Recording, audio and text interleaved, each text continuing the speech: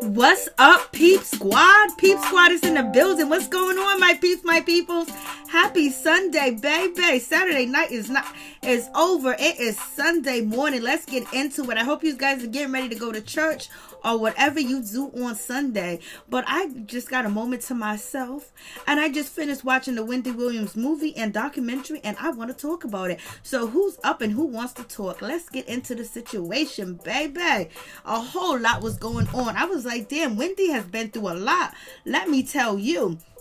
And one of the things is, I wonder if Wendy Williams was more supported as a child about her weight, and if maybe everybody in the house went on a diet, or maybe there was some extra curriculum activities that Wendy could have did other than baseball, but some other stuff to focus on her weight, so, to help her out, because it seemed like, she was being chastised as a child about her weight, which was very important to her as she became into adulthood. And she said, cocaine helps your diet. What's up, coffee review? So, cocaine helps your diet, and so she started to use cocaine to stay skinny. She could have used anything else. They had diet pills, they had different things, but she chose cocaine, a recreational drug, to use. And it was like, I wonder if she was treated differently, because she also mentioned that her father said to her, you got such a pretty face, if you would just lose some weight.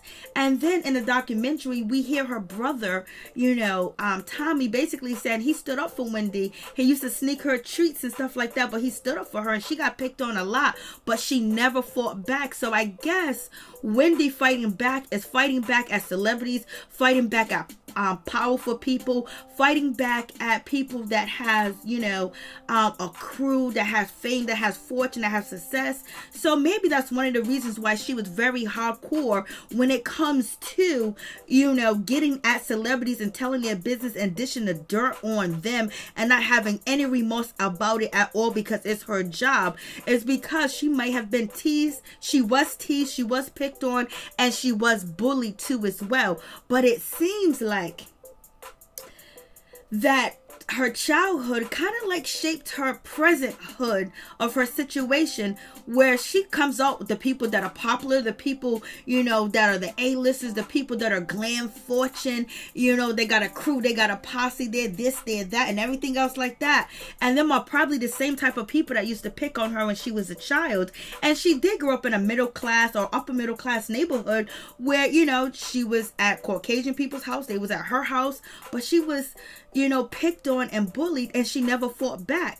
And so I believe Wendy fighting back is with her voice, getting at people, getting at whoever they think they are. What's going on? What's going on, Wiz? What's going on, Norris, Tony? Hey, what's up, Michelle? How you guys doing? What's good with you? I'm just up, and I just finished watching the documentary, so I just wanted to talk about it. I was like, Lord have mercy. And this young lady that played, Wendy Williams, she actually did a fabulous job. My family member walked in and was like, oh my God, I know that's gotta be a Wendy remake or what. I was like, yes. So they actually really did an excellent job, and the dude that played Calvin, he really did an excellent job too as well. So it was very interesting. But also, Wendy went through a lot of shit, like being picked on and being made fun of, not fitting her dresses, mama, sister, brother, daddy in the room trying to help her zip up her dress. She wears size 11, she's tall, she's big, and basically, they pointed that out about her insecurities and made it even more of an insecurity.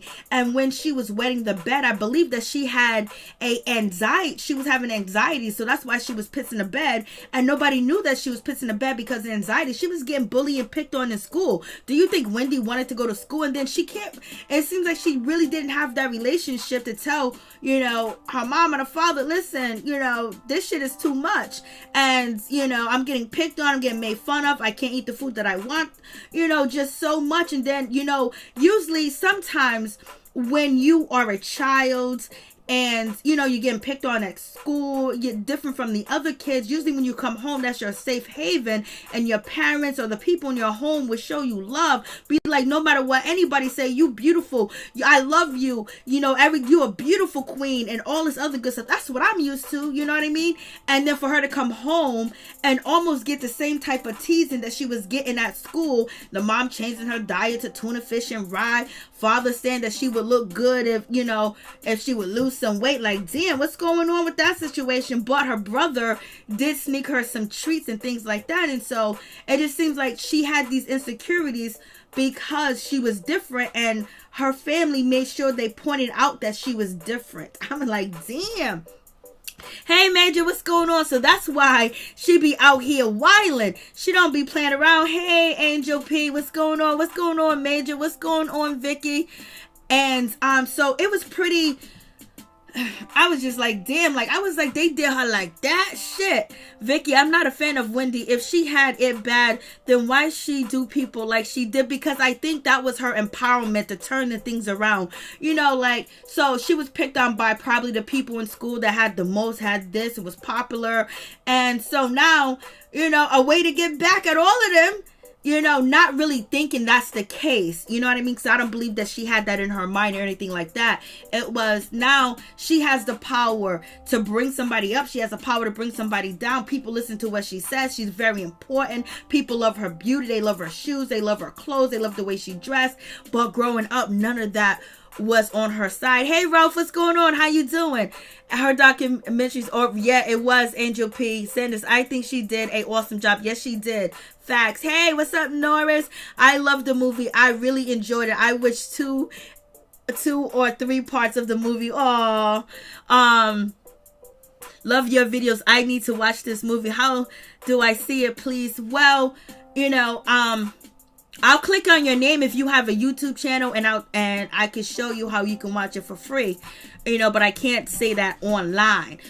Drop in your email or something into the chat or anything like that, or after the video, put in some information so I can get at you, and then I can give it to you. That I haven't seen them. You haven't seen the movie yet? Oh my God, you got to see it. And just the how she was. I don't know. I know she was loved. Her parents loved her.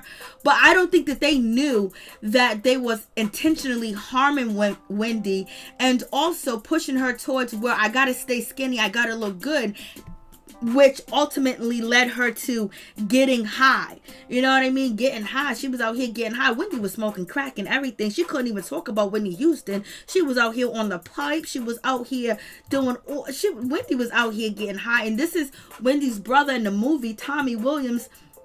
And basically, he supported his sister, and he also snuck her treats too as well. But also, Wendy mentioned in the documentary too as well, which, the documentary and the movie goes hand in hand, is that, he used to play reporter with Wendy Williams. Wendy Williams always wanted to be in entertainment. She always wanted to be in fashion.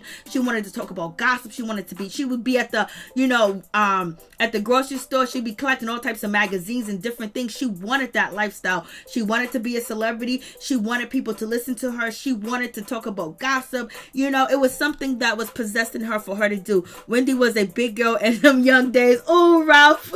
She was, Ralph. And her mother and her father and her sister did not let her forget that she was a big girl, and she remembers this vividly. So I guess this is why this is in a movie. So Wendy Williams at the time, Wendy lived in a upper middle class neighborhood, and she was at a birthday party, and it was playing musical chairs and with the birthday girl. So Wendy was like, I'm going to win. People are going to like me, because Wendy was picked on. She was mistreated by, her peers, like kids in school. Then she came home and got the same shit too as well.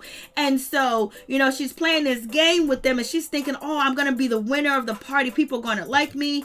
And her mother always had a long ass cigarette in her mouth. Her mother just looked like she was mean. I don't know if Wendy wanted that to be portrayed, but Miss Shirley, when she does her interview in the documentary, she just seems so nice and sweet. But this was years ago, and she ain't my mother. She is Wendy's mother. But rest in peace, rest in power, Miss Shirley. Lord have mercy. And also, I think Wendy Williams' brother also said in the documentary that he protected Wendy Williams too as well. He had her back. But I think Wendy Williams grew up in Ocean Township, New Jersey, 1975. You know, the street ended up being named after Wendy Williams. I believe that is true, or maybe it was a vivid of her imagination in the movie, but I believe the street that she grew up in New Jersey was named after her. And so then she ended up breaking the chair. Everybody's laughing at the birthday party. She leaves. She's embarrassed. It's like she was taunted as a child. Like, damn, like it was her weight. Yeah, she was tall. She was like, I wear size 11. You know, Wendy was a big girl, and she has some weight on her, and so she struggled. So as you can see, she always read all types of magazines. Anywhere she can get magazines, whether it was clothes, fashion, books, anything to just, you know, talk about, you know, different things that was a part of, you know, public, was a part of media, was a part of some type of information that she wasn't familiar with. Wendy Williams was out here getting that. And then she had an accident. She peed the bed, but she said she peed the bed because of anxiety, not because, you know, she couldn't get up. And her mother said to her, the reason why you're peeing the bed is because you're so big and your bladder can't hold all that weight while you sleep at night. I was like, damn, Lord have mercy. What is going on? I was like, that's mean as shit. You know, she was actually having anxiety. You don't, you know, chastise a child when they pee the bed. And I believe back in the day, I don't know if people still do it, but back in the day, that was something that parents used to do. They used to tease their child or yell at them or whoop them. And sometimes I remember like neighbors used to put mattresses outside on the street that was pissy so their kids wouldn't piss the bed no more, and do horrible things like that to their children, knowing that it's going to affect them. So a lot of these things that happened to Wendy as a child affected her, where she wanted to stay skinny. She wanted to look good because she was told that her body didn't look good all her damn life. You know? Lord, and Wendy way is real. Major, but Wendy was so tall. Yes, she was. Coffee reviews. The movie was great. It humanized her yesterday. I actually felt sorry for her. Oh yeah, I know. And then you actually get to see the side of, hey, Rashida Libra, what's going on? What's up with you? Not pissy bad. Oh, Ralph, I'm trying. Did I say pissy? Lord have mercy. Help me, Jesus. I didn't mean to say pissy. I should have said wet the bed. Lord, Ralph is. And so, I think this is Carla, and she was really, really big, you know, in radio. And Wendy Williams ended up working with her in Washington, D.C. And I think her name was Kathy Hughes. Kathy Hughes and DC, you know, Wendy ended up working with her because Wendy also, you know, she did disc jockey at her, you know, college. She had her own radio show when she was in college, and then from there she wanted to move on. She's like, she left home and she didn't look back at all. She didn't come back. Well, it didn't show her coming back or anything. It just seemed like Wendy left and she was gone. And she worked for this woman at a radio station, and I think I just said her name. I did say her name. Kathy Hughes. And Kathy Hughes fired Wendy. Wendy, before work, Wendy would be up in there at the job getting high off of cocaine. This is Wendy sniffing. Wendy was out here doing the most. Wendy was off the chain. But this helped her get through. This helped her stay skinny. This helped her be able to say the things that she needed to say and do. Because as you remember, she never defended herself growing up. She never stood up to anybody that made fun of her or talked about her. So she needed that extra boost. And then also, it was a diet pill, because if you guys remember back in the day, a lot of people that had money that was Caucasian, they used the white line, they used the coca. So basically it was like the Coke diet. This is how you stay skinny. And you know, we heard the stories about actresses, actors, you know, what eventually used that to stay skinny because they had a problem with eating. So Wendy was doing this for eating, and it also gave her the boost because she never, you know, ever defended herself when it came to her mom, when it came to her father saying things, when it came to people in school. She just stayed quiet. So she needed the Coke is a hell of a drug, baby. They use it as diet pills too. Yes, and they had Decatrim was another diet pill and everything. So it was a whole lot going on with Wendy. Wendy, you know, when she was working in DC at the radio station, she ended up getting assaulted by, you know, Sherrick, which was an R&B singer, as you guys already know, because she talked about this. So at that time when that happened, AIDS was very prevalent And so she basically went for 4 months on and on and on to make sure she did not contract HIV or AIDS. So she was getting tested and everything else like that. And then she ended up calling her father, after, she went through her examination, and, she just talked to her father. He was too busy watching the game and she was crying. And it seems like she wanted to spill out and talk to somebody, but it seems like Wendy never had anybody that she could really share her true feelings and desire with, because she didn't have any friends, because she was an oddball. She was different. And I just don't think she meshed well with a lot of other people, and that was the problem because of some of the things, the insecurity that she grew up with too as well. And then she also was a monster when she's doing that thing. Hey Angel P, what's going on? Thank you so much, Angel P. Yep, I'm out here in the DMV. Kathy is a boss though. Yes, Kathy, I'm glad I got her name right. Thank you, Rashida. Sugar Hill, baby, what's going on? How did Sherrick wife know Wendy was talking about Sherrick? I think she said the name. She said the name on her show. And when they did like the write-ups about it, the blogs, people that work for Lifetime that was doing a documentary, they put the shit out there so it can, encourage people to watch the show. So that's how I believe that's how the wife knew, you know what I mean? Or maybe the people gave his family a heads up. I don't know, but I see where you're going with that situation, that maybe Sherrick told his wife that he did what he did to Wendy, or he had, intimate relations with her without her permission. And then Wendy started smoking the coca. She was out here in the streets. Lord have mercy. Let me tell you, I ain't never met nobody that could do what Wendy was doing. Wendy was out here on the streets she wasn't getting the streets, people was bringing it to her, but she was doing a real deal Holyfield, and she was able to perform and but I believe she needed it because she didn't have that oomph and that courage, to stand. And she was talking mad shit about people, but I believe that amplifier and helped her do what she needed to do. It gave her the courage, like they say, liquid courage. Who would want to sleep? Ralph, why you acting up? Why you acting up, Ralph? Why you acting up? Ralph, why you acting up? Letitia Jones, it was well directed and the characters were great. I enjoyed it. Went through it, was glad, made it through it. Yes, it was good. Oh no, they did a very good job. Like now, if this movie was released a couple of years ago, it would definitely be at the movie theater. But since you have, COVID out here and things like that, I don't know if the movie theaters is going to actually survive, throughout this pandemic, because a lot of people are saying that a lot of movie theaters are shutting down. They can't open them up. But yes, the actors and the person that played Kevin Hunter, he even sounds like Kevin Hunter. Like, Lord, they did a good job. And I don't really like documentaries on Lifetime, but I believe that they did Wendy Williams documentary good. And they also did Salt and Pepper documentary good too as well. I just haven't got a chance to review, I know his name is Calvin. Wendy ain't playing around. Wendy was like, his name is Calvin. I myself and a lot of other bloggers was calling him Calvin because some of the bloggers did the research. They found out his real name, and everybody was acting like Calvin wasn't his name, and Calvin is his name, because I did my research and I found out, but people found out before I did. And Wendy Williams did give a lot of credit to bloggers that covered the story of Kevin Hunter. I covered that. I don't know if she's talking about me, but thank you, baby. I know she ain't talking about me. But, so Wendy was out here. How did she hold down her job and do the shit that she did? If it wasn't for her childhood, she probably wouldn't have been able to do the job she did. She grew up in upper middle class. Her family was very educated.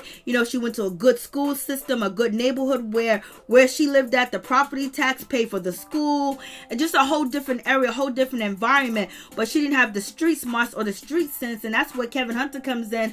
But she had enough street sense to go out there and get what she needed to relieve herself. Baby Sugar Hill, they must have been, Lord, you wildin'. And so Wendy, she ends up on radio. She's on radio in New York, and, she's doing her thing. But right now she's in DC, and that situation happened with Sherrick, and that was like, terrible situation that happened to her, and she kept it to herself. Like, Wendy never really shared anything. She kept everything close to her heart. And I know it's probably shocking, maybe surprising to her family members that, she was assaulted. And I don't know if this is the only time, but yes, that man took advantage of her. From her point of view, he took advantage of her. They ended up doing the white stuff, drinking, and then he was supposed to be taking her to a show or album release party, and he just basically, took advantage of her. And he told Wendy, let yourself out. He forced her into having, interactions with him, and then he gonna tell her, let yourself out. But he was smooth. That's some low down dirty shit. And Wendy kept doing it.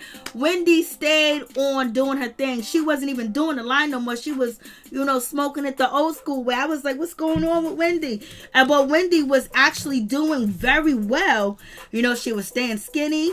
But she had body image. She wanted to be even skinnier because she was told all her life that she was big and fat, and she needed to lose weight. You got a pretty face, but girl, you big. Like, damn, that shit gotta hurt. And so, Wendy was working 2 jobs. She was working in DC, and while she was working in DC, she went up and got another part-time gig at Power 103. I believe Power 103 or 103.5. So she was working part-time at one place, and then, she was working, kind of like part-time, full-time in DC when she was working, in DC with Catherine Hughes. So she was doing that. So basically she was driving back and forth. She was making money. When she was working in DC, she was making $9,000, and then she ended up getting offered a contract at 103.5 and for $60,000. So Wendy was making her money before Kevin Hunter ever entered the picture. She was making her money. She was doing her thing, and then she ends up, doing her thing and hanging in there. And I was like, damn. And Wendy used to go to the radio station, and she used to sit there every day for like almost 2 weeks, and she ended up snagging a job one day. She was at the right place at the right time, and then they end up hiring her and keeping her on at the same damn time. She even got fired from Hot 97. I was like, damn. So she ended up filling in for Carla Ford, and Carla Ford was at the radio station. She looked so familiar in New York. And so basically, Wendy was sitting in the lobby for like 2 weeks, determined. She was determined. She had that stuff in her blood. She was sitting there doing the damn thing. She said she was getting high like 5 times a week on the documentary. So one day she was sitting out there reading all the tabloids, getting the shit together. She was sitting out there, and then the producer came out and said, you know what? I have a slot that needs to be filled because, Carla Ford is not here. So we need you to fill in. And Wendy's been sitting in the lobby for 2 weeks. I was like, damn, go ahead. Wendy did her thing. She was determined. She was going to make it. And she got on a radio station and she was doing her thing. She was handling her business. She was funny. People liked her. She ended up getting a spot on the radio. And she was there. Carla Ford liked Wendy. She got everything. She was going in. She was reading all types of dirt on celebrities. She was reading the tabloids. She was reading Page 6. And I never knew Page 6 actually existed until I was watching Law and Order. And if you watch Law and Order, I like to watch all the old school Law and Orders, and they will always say Page 6, Page 6. I was like, what the fuck is Page 6? And this was a couple of years ago. And so I typed it, I Googled Page 6, because I was wondering why Law and Order always say, yo, we got the information from Page 6. There was really a Page 6. So that's how I found out about Page 6 is through Law and Order. Lord have mercy, help me. Yes, she was from the white people town. She owned it. Yes, she did. She handled her business. Sugar Hill. Wendy did not want them to pull up. She can barely stand Ralph, what are you doing, Ralph? Ralph on a who? Yes, he is. But you already know I love it. I don't give a fuck. So I was just like, damn, Ralph, you are acting. So Wendy, she was reading all the tabloids, and then she started just telling stories and different things like that. And she started to get information from the streets. She didn't even need the tabloids anymore She was getting information from the streets. So Wendy really blew up. She freaking blew up. She ended up getting her own producer. Then she got an assistant. She was tearing the shit up. She was doing what she's supposed to do over there. I believe it was at it was Hot 97. And she got fired from Hot 97 too as well, because Wendy was working at 103.5. Then she was working at Kiss FM too as well. And then, you know, she was working at Kiss FM. She didn't really like Kiss FM because it was like a pop station. She was in the culture. Wendy wanted to be a part of the streets.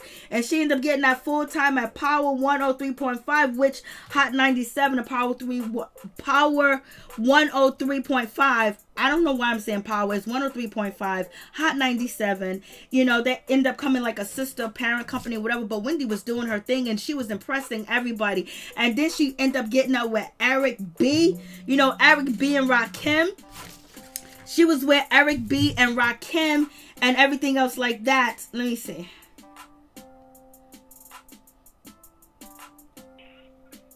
Hey, what's up? What's going on? How can I help you? What's going on, darling? On some live child. What's Wendy need to go sit down, honey? Yo, no, you're not. Child, she is lying about method man, because we both was there getting high. Well, I wasn't getting high. She was getting high. Trust me, I know that man, okay? So, you need to stop. Which man? Which man are you talking about? Kevin Hunter or Eric B? Mr. Wendy Williams, honey.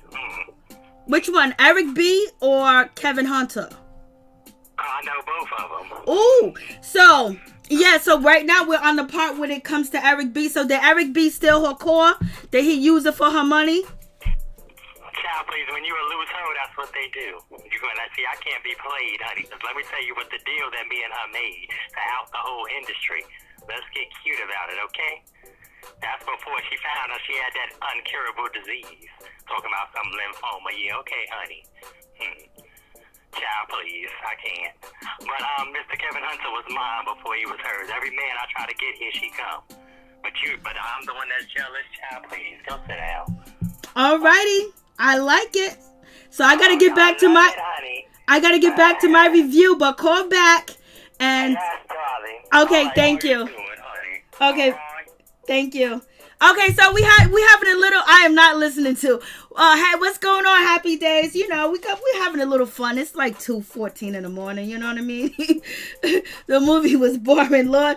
I think the documentary. To me, I like the movie, but the documentary was a lot better, in my opinion. What? Ralph is like, what? Rashida? Okay.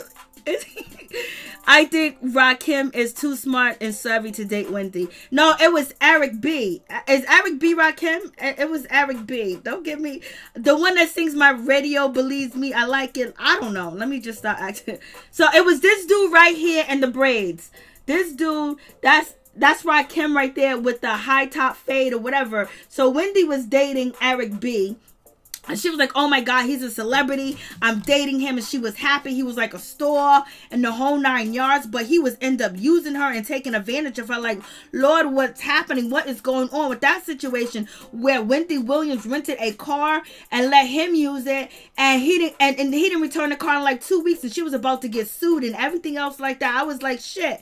And then, you know, she ended up, I believe, you know, she got pregnant by him, and that's when she went to the clinic to take care of that situation. And she didn't tell nobody. Once again, nobody went with her. Once again, she told nobody. It's like, damn, Wendy wasn't close to anybody. So the reason why I believe Kevin got so far away with everything is because she was able to tell him the truth who she was. She was able to get high around him. She was able to get high and do everything. And when she was with, you know, Eric B, you know, he took advantage of her. He used her. And she thought she was in a good relationship. She thought she was in a real relationship. Oh, no, she was not in a good relationship. She met him at the radio station. But basically, it seemed like Wendy just had, she wanted a thug. She wanted somebody tough. She wanted somebody from the streets. But she wanted somebody smart, too. You know, like, you know, a lot of women, like, like thugs, or back then, because that showed you masculine, that man will protect you, would have your back, especially if you grew up in high crime and tough neighborhoods, or people picked on you. And sometimes women that were abused wanted men to protect them, and it seems like Wendy wasn't protected by anybody, so she was looking for some protection out here in these streets. And Eric B wasn't one of them. He was out here doing the most. He was robbing her. He tore up her credit. He was taking her car and bouncing with it. It was like But hold on, I forgot one part. Where is it? I gotta find that part, but this was important. So now I gotta find the other part. Where is it? This part right here, when Wendy Williams was getting dressed, Wendy was told Wendy was told by her mother, to say TL, TF, TM. Don't talk too loud, Wendy. Don't talk too much, Wendy. Don't talk too fast, Wendy. I was like, damn, like, it's like everything that she did wasn't proper for her family. Like, they didn't want her to be herself, and all she wanted to do was be herself. And I believe with Kevin Hunter, she was able to be whoever she wanted to be around him. But they always talked about her weight. So, imagine telling a child, you can't do this, you can't do that, like your personality is too much. You got to tell your children not to tell too much, because your kids will tell all your business, and don't talk too fast and things like that. But it almost seems like what Wendy does now for a living, that's all the things that she should have been doing. That's what helped her be who she is. But when it comes to, Mr. Eric B, he was out here using Wendy. Like, Lord have mercy. If he would have known what he had, he probably would have changed the situation. Did not Tupac down with Wendy? Did Tupac clown Wendy too? I think he did. But it was funny. Hey, Linnell, Linnell, thank you so much for the for the Cash App. I really do appreciate it. You made my day the other day, baby. And so, it was funny. We're going to get to that part where Wendy Williams is sitting in the car, with Kevin Hunter and Calvin Hunter, and they listen to Tupac, they listen to all this music. A lot of people have beef with Wendy, because Wendy was like the first person to start, the tabloids on black celebrities, because you didn't hear anything, you didn't hear a lot of things about black celebrities on all these, like the tabloids sometimes, and Page 6 sometimes, but Wendy covered that market of people wanting to know about what was going on in the hood, because people are fascinated with that. People want to know what's going on with Eric B, Rakim, Missy Elliott, Mary J. Blige, Puff Daddy. People want to know about the people that they really like, because people in the hood, some of them, in some areas, but people just want to know what's going on with them, because you really couldn't get the inside unless you had the Source magazine or some magazine that came out every month. Because I remember I had every magazine coming in. And, it was in my mama's name at the time, because I was a child, just to find out what was going on with my celebrities that I liked. And so Wendy got played by Eric B. And then she was hurt by that situation, and then I believe she found out she was pregnant, because she started throwing up in the trash can. And then she ended up going to the clinic. And then before you know it, Kevin Hunter was sitting up there in the club. But she said in the documentary they was at a skating rink party. And I don't know if Kevin Hunter loved Wendy, or he seen the opportunity that Wendy can present. Because sometimes a guy might not love you, but they love what you can become. They can fall in love with the situation. Or he always thought that, because Kevin Hunter was a hustler, so why would you let somebody as big as Wendy fly through your hands? I don't know what happened to Eric B. He would still be relevant if he was with Wendy. If Wendy would have had his baby, he would have stuck by her and married her. Eric B would be on top of the game right now. The sauce is right on. Thank you, Rashida Libra, for real. Happy days, what's going on? She got knocked up by the dude. Yeah, she got pregnant. Ralph lost so easy, like, hit to quit it. Yeah, he hit it and he used her. He did a whole lot. It was just too much going on with that situation. And so she said that in the documentary, she said that she met him at an event. Somebody gave him the number. In the movie, she's at a nightclub, and then Calvin or Kevin gives her his number. She waited to call him. And when she waited to call him, she said, you better be on time, because she really never had no man to come through and support her and like act like he wanted to be with her, like be present, be on time like Wendy always was. And Wendy said, I'm skipping over my first marriage because I don't even want to talk about it, because it didn't even exist really, because the only reason why I got married the second time is because she was trying to get over Eric B. So basically she's saying her second husband was a rebound. Let me tell you, her second husband did not want to be mentioned. He never wants to be mentioned. What's up, Tony? Eric B is a waste of trash. Oh, Lord. Eric B, hit that like button, y'all. Thank you so much for that. Love Price. Yo, facts. Christina Burke. She just said Jay. So you have that situation. So Wendy Williams sitting in the car. She's with, Kevin Hunter. They listen to Tupac. I was like, they listen to Tupac? They was listening to Tupac. They was listening to Naughty by Nature. And if you know about Naughty by Nature was trying to come after, Wendy Williams, because she was talking mad ill shit about them. And Kevin Hunter ended up protecting Wendy Williams. And, Tretch said this on the Breakfast Club, maybe a year ago or a year and a half ago, maybe 2 years ago. I think maybe a year and a half ago, he got on the Breakfast Club, and basically he said if it wasn't for Kevin Hunter, we were trying to get up on Wendy. Kevin, I don't know what Kevin was doing, but people in the streets was afraid of Kevin Hunter. Kevin Hunter made Puffy back down. Kevin Hunter made everybody that came at Wendy back down. So they both benefit from their relationship, because Wendy's not a fighter. She can talk shit, but she wasn't talking shit back then when she was a child. She kept her mouth closed. She was picked on. She was mistreated. She was made fun of at home and at school. So therefore, she never fought back. So Wendy's voice of her being the Wendy Williams was her voice from all them years, never fighting back, never saying boo to a mother effer. Then she get with a mother effer like Kevin, and that dude is telling her, yo, we can take the world together. Anybody that mess with you, I got your back. I don't know what Kevin Hunter did. He alluded to being in the street hustling, but they were scared of Kevin Hunter. Wendy is giving me Michael Jackson vibes in the face, Lord. Happy days. Yeah, Naughty by Nature versus Wendy.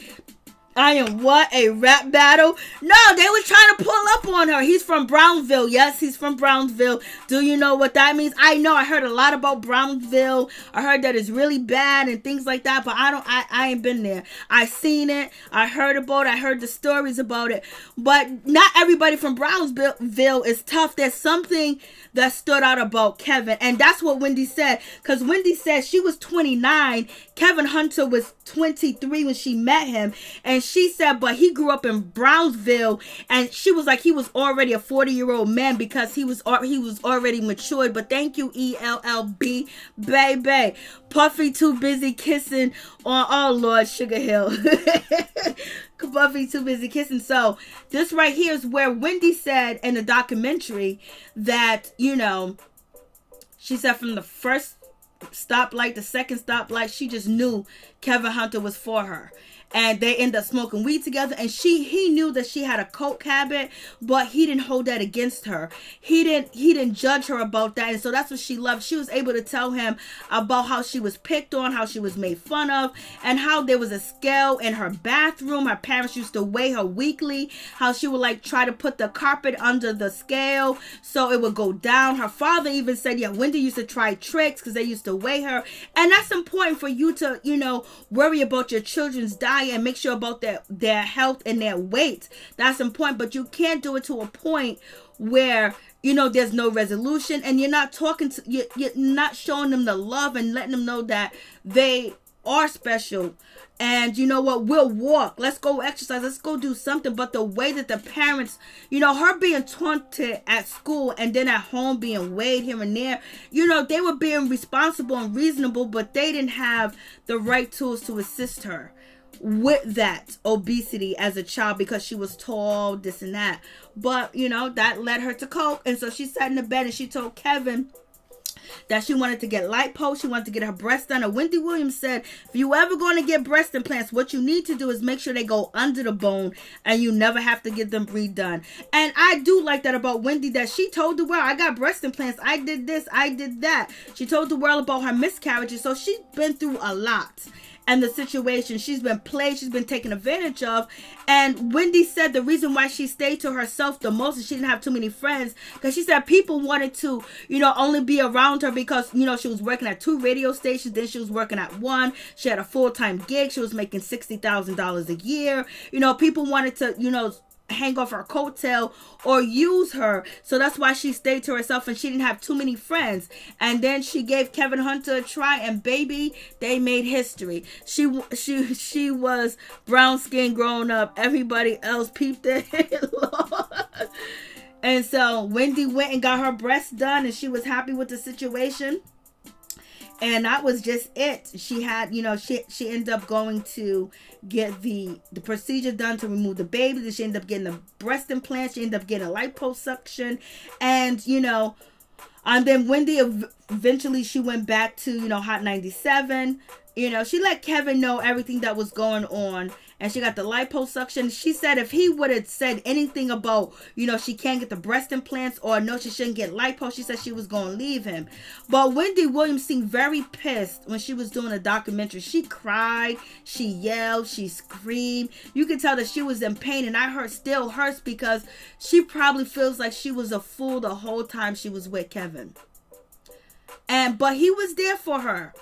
But he was there for monetary gain and value that he can do. But I think he loved her too. But you got to protect the bag. And he had honor with protecting the bag. And that's protecting Wendy, making sure Wendy's okay. And Wendy went off showing off her breasts. She let everybody know she did it. Then she got in trouble because she got on air and she was just like, I got my breasts done, blasting the third. Shit that we say today that ain't even no problem.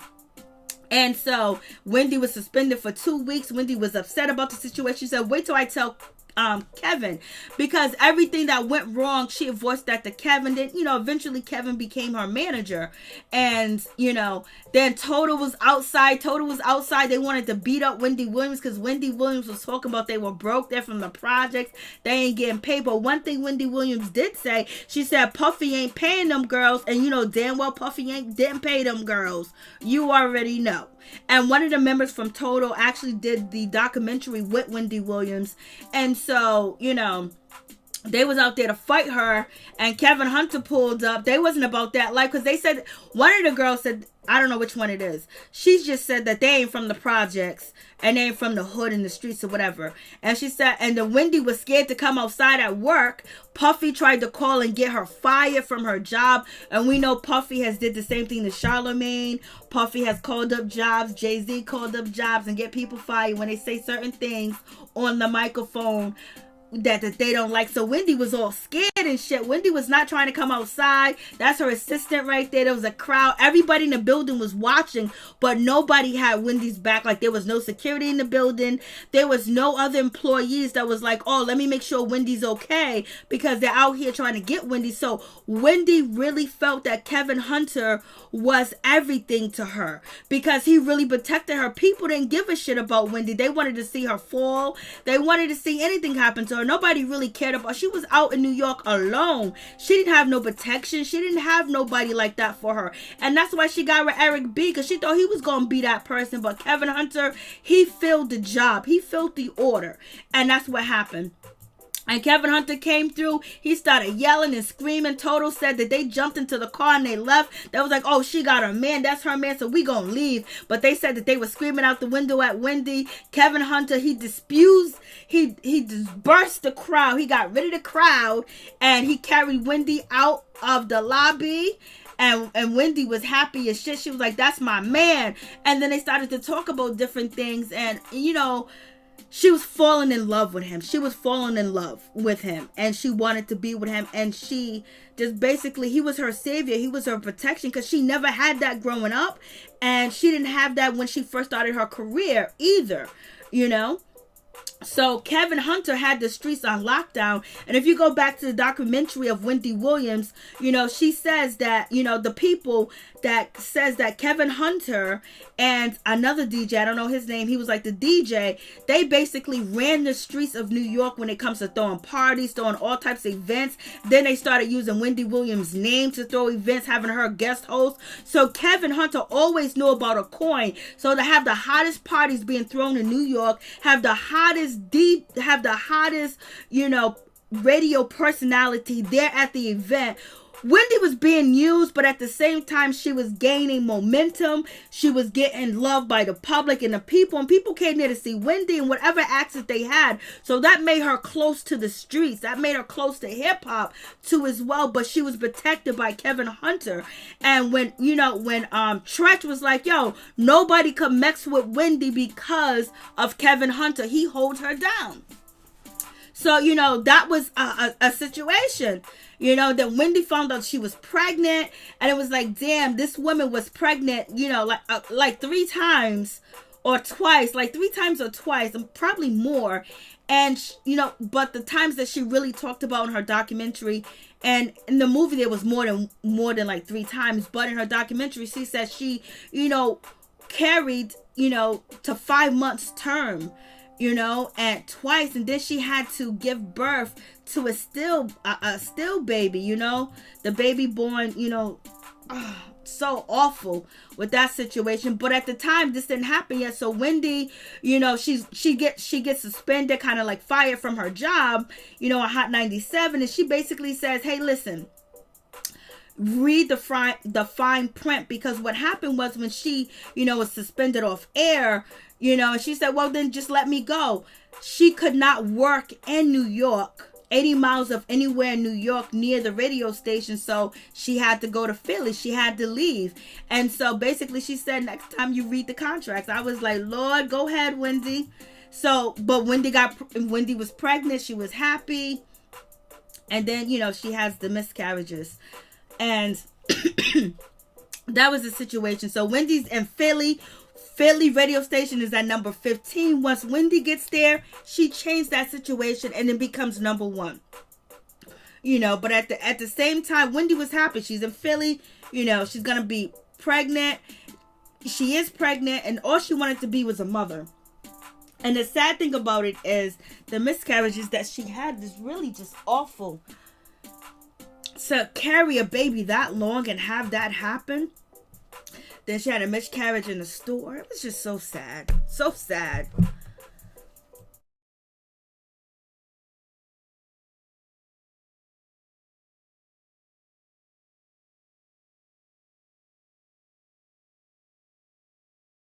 It was just so sad. But come to find out, she had a week, she wasn't able to carry the babies and actually work at the same time. She had to be on bed rest because, she couldn't carry a baby and work and move around at the same time. But it took her a while to find out that information. And it was just so heartbreaking to find out, that... it's just heartbreaking. Actually, she had to give birth. Not birth, but she had to deliver a stillborn baby, And it was just like, damn, like that got to be the hardest thing. And she was like, oh my God, I got to push out the baby. And that was just the most saddest thing in the world. And Kevin Hunter was there. He was there to support her. He was there in the hospital. He was there. But at the same time, Kevin Hunter was going through some things because Wendy was trying to get pregnant. Wendy lost the baby. And then, it took a toll on him too as well. And Wendy did stop using drugs because of Kevin Hunter, allegedly, in the show. I don't know if she ever stopped, but, allegedly she stopped because she wanted to get pregnant. She wanted to have a family. She wanted to have a kid, And so then she ended up giving birth to a stillborn. And then it was a baby girl. So I know the situation with Serena Hudson really hurt her so much. It just really hurt her so much because now she delivered a stillborn baby, which was a girl. And then if she would have had Kevin Jr., she would have had 2 kids. She would have had the boy and a girl. And now that she lost, a girl, Serena Hudson has a girl. So you can see why Wendy kind of, take shots at Serena Hudson and the baby too as well, because it's something deep with the situation. It's not just Kevin Hunter doing that, but she had a girl and Wendy was pregnant with Kevin Hunter's girl, but the baby was stillborn. Yes, very, very sad. Hey, what's up, Mo? Mo's in the building, baby. So hey, Nunu Sky, what's going on? Hey, mother, what's going on? How you doing? I didn't even see y'all. Y'all just coming in. Y'all, what's going on? Gemstone, how you doing? What's good with you? What's up, Romeo? Who else? I was like, oh my God, you're right, Mary Jane. I forgot about the other baby. Yeah, so this is why, she goes off. Everybody's like, oh my God, she needs to, the baby didn't do nothing. But mentally, it has to hit Wendy in the, it has to hit her. You know what I mean? Hey, Kimmy Love, Mo's in the building. Her civics was very weak. I couldn't even think of what they said. Thank you, ELLB. I appreciate that. Wendy was super trooper. Damn, she was. Yeah, to do that, and then she kept working. Wendy never stopped. She invited drama. Lord, she never stopped working. She never took a day off. She said she only missed one day of work. This is before all the drama with Kevin Hunter. All he had to do was hold it down and respect that woman and, not fall in love. He fell in love with somebody else, and I don't know. It seems like he loved Wendy, but I don't know if it was a scam from the whole time to see this woman. She's making $60,000. She's making $9,000. She's hot.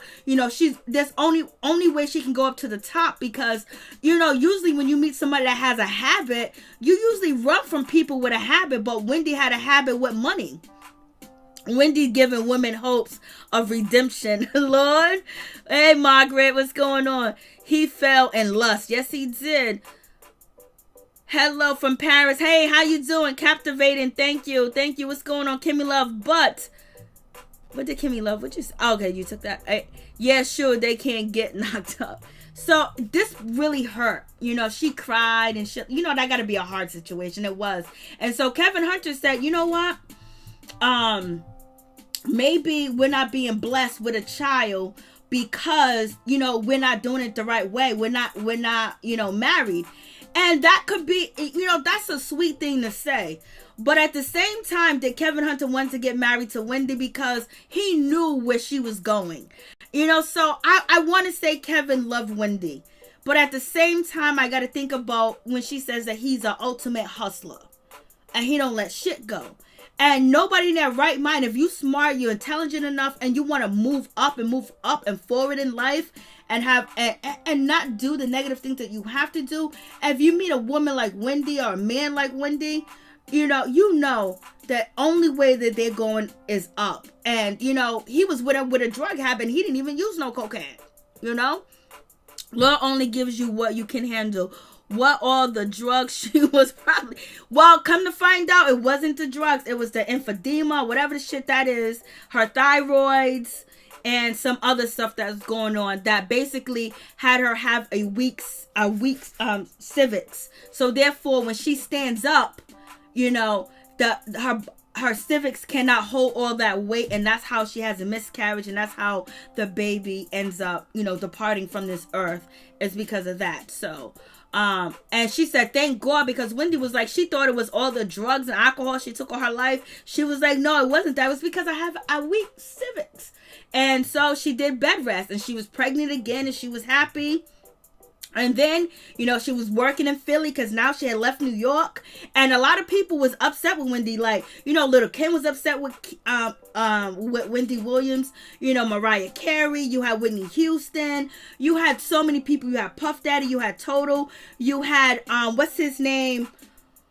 I think his name is Red Alert. Red Alert was upset with Wendy Williams because Wendy Williams is insinuating that, he gives fellatio. And, Red Alert was with DJ Premier and also Guru, a Gangstar. So a lot of people was up. She had a lot of beef out here in these streets. Method Man 2, thank you so much. Sugar Hill 1938, thank you so much. Yeah, it was Method Man 2. So she's in Philly and she's making that money. She's doing good. She's bringing a radio station from a number 15 to number 1. And that's where I believe she met Charlamagne.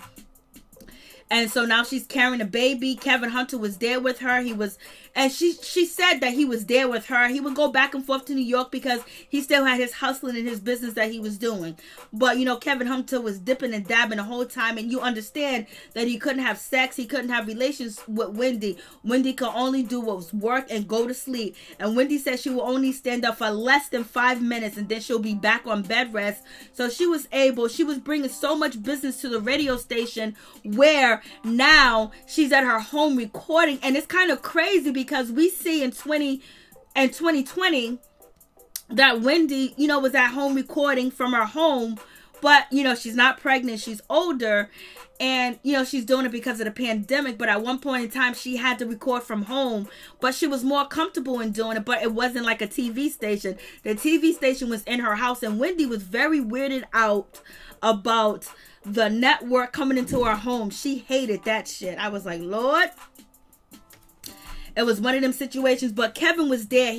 She said Kevin waited on her hand and foot. He was there. He was by her side. He had her back, and, you know, they welcomed Kevin Jr.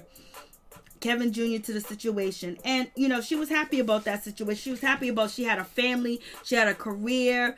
You know, she had her husband. And, you know, she's thinking everything's great. But at the same time, Kevin was out here dipping because he said that he hadn't had sex with Wendy Williams for a whole damn year. Like, do you remember when Wendy Williams was on Martin Lawrence show? No, I don't. Why would he be? I mean, he slept with Super Lord. Ralph, yes, she made money talking dirty about people, Lord. Major, she never took more than 5 steps and gained 103 pounds. Yup, facts, Major. Thank you for that. I appreciate that. Happy days. Well, she had a healthy son eventually, and that's good. That's a blessing. Thank you. Happy days. I love Wendy. Oh, that's nice. Sugar Hill. I like Wendy when she was on the radio. I did too. Jim Stone. He looked like CT though.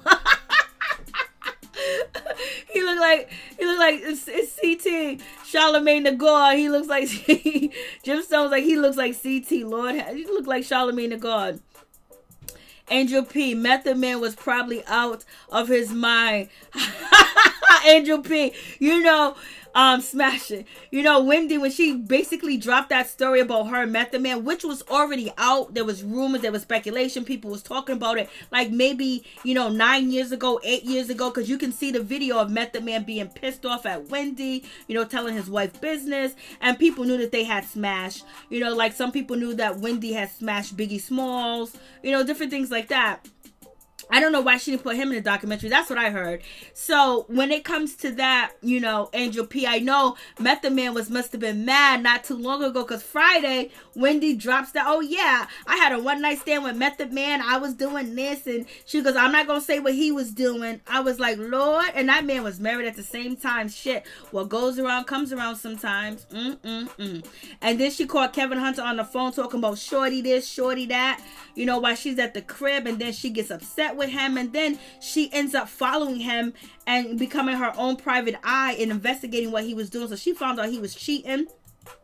She confronted him. Kevin Hunter said he ain't gonna never do it again. Blase in the third. And she said if he does it again, it's over. Wendy almost made it seem like in the documentary that she did not want to be with Kevin Hunter anymore. That he broke her heart and he hurt her too much. And she said that, you know, she took him back because she wasn't gonna let him go. She just had a baby. That's her husband. She ain't gonna give him away. No way. She ain't gonna do this by herself. And plus he was her manager now. And she said that, you know, she took him back, but there was a love that was lost from that situation. So there was some love lost, and she never really, you know, got over that, but she had her eye on the situation. But Wendy was business. Wendy was focused on her business, her career. She wanted to make it to the top. That was her dream. That was her goal. That's what she wanted to do. And, you know, Kevin Hunter needed to be there to support her in that time. He gave her the courage. He gave her the protection that she needed at that time, because she might have got really rocked out here in these streets because nobody had her back. Nobody was protecting her then. But after a while, she ended up having security and things like that. And also, we find out that Kevin Hunter fired one of her security guards because he felt like they was getting too close. And, you know, all the rumors that was talked about, you know, Kevin Hunter being an asshole at the network and at the radio station, all the people co-signed that situation. So Wendy Williams found out everything that was going wrong and what's happening to her. She knew that he was cheating on her, and basically she wanted to get lipo. She wanted to fix her body up again, and she wanted to tie her, tie it up down there so she wouldn't have kids again. And the doctor was like, are you sure? And then she ended up meeting Sherrick Hudson allegedly at a party that Kevin was hosting, because Kevin used to throw parties and things like that. He had a clubhouse, and so Wendy was okay with Kevin Hunter going to smoke weed, drinking at the clubhouse that he had, because she didn't want none of that ghetto stuff at her house. But at the same time, not being a part of his life, he was a part of her life, but Wendy didn't take the time to be a part of his life and what he was in. So therefore, that's how, another woman came into the picture, because he was there supporting you, making sure your dreams come true. But it's like Wendy never took the time to see what was going on with Kevin. And then, he got a little sweet thing that came through, and Sherrick Hudson came through and she took him. It is what it is. You got to take care of home first. So Wendy took care of everything else, but she didn't take care of her husband in that situation. She wanted the kids, she wanted the career, and that's what she did. And she was very focused, she was very determined, and she wasn't going to let anybody get in her way. But at the same time, you're a married woman with a husband, and you not keeping an eye, or you not keeping in contact with him, or enjoying the things that he likes, even though you got a busy schedule and all this other stuff, that leaves room for somebody else to come in and fill your shoes. And somebody else did come in and fill her shoes. Hot damn ass. I love Wendy though. I know, me too. Wendy did crawl so this generation can walk. Yes, she did. In an interview, Wendy said she stayed for the son. She will not get teased. Remember, she got, well, she stayed for the son because he was about to go to college and things like that. But her son had issues too, so her son had a problem with addiction too. And he had to be sent off, because you guys heard about the rumor of the K2 and things like that when that was really big. K2 and them energy monster drinks that's mixed with something else, 40 Locos or whatever that drink was, and K2 was really big. I remember I wasn't, I would be watching videos and I would see how people would be on K2 and people would do, research about K2. And so then Wendy, she said this is something that Kevin Hunter doesn't know. Wendy wanted to come back to New York. She wanted to be in New York. She wanted to be in the city. So she called up her old friend Vince and she got herself her job. But she told Vince to call up Kevin Hunter to make it seem like he did it. So actually Kevin Hunter thinks that they called, him and Wendy to come back to New York. But Wendy had met up with homeboy Vince, the one that gave her the first down in the beginning over there at the radio station, and she called him up and he set it up, and Wendy was back in New York.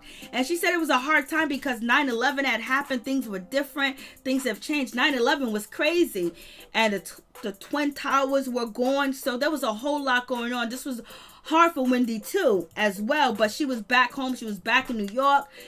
She was writing her book. She had Kevin with her. She had both Kevins with her. But at the same time, she was so focused that, Kevin was just a glorified security manager and not a husband.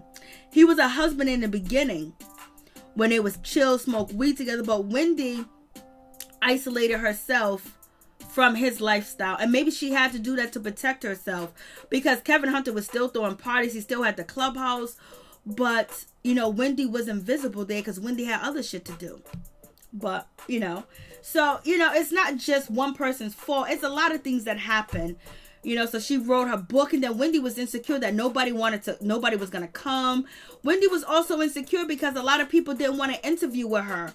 She did her book signing, and that book signing went well. I remember a lot of callers telling me about Wendy Williams' book signing, how they were there, how it was epic for them, because a lot of people have followed Wendy Williams over the years, and they range from all ages. There's people that's been watching her since she came on the radio and TV, when she was in Baltimore, when she was in Philly. She has fans that are very dedicated to her, and they call into the show and let me know. So my show, And so Wendy was being curious, and so this is supposed to be Charlamagne the God. They used an ugly older guy. No, he's not ugly, but compared to what Charlamagne, and when Charlamagne first came on the scene, he did not look. Charlamagne looked like a baby. He might have had the black spots, but he looked like a baby. So she didn't do Charlamagne no justice in this situation. I call him Kevin because that's the name he goes by. I feel you. He's massive. Out the ball. Oh, Lord have mercy.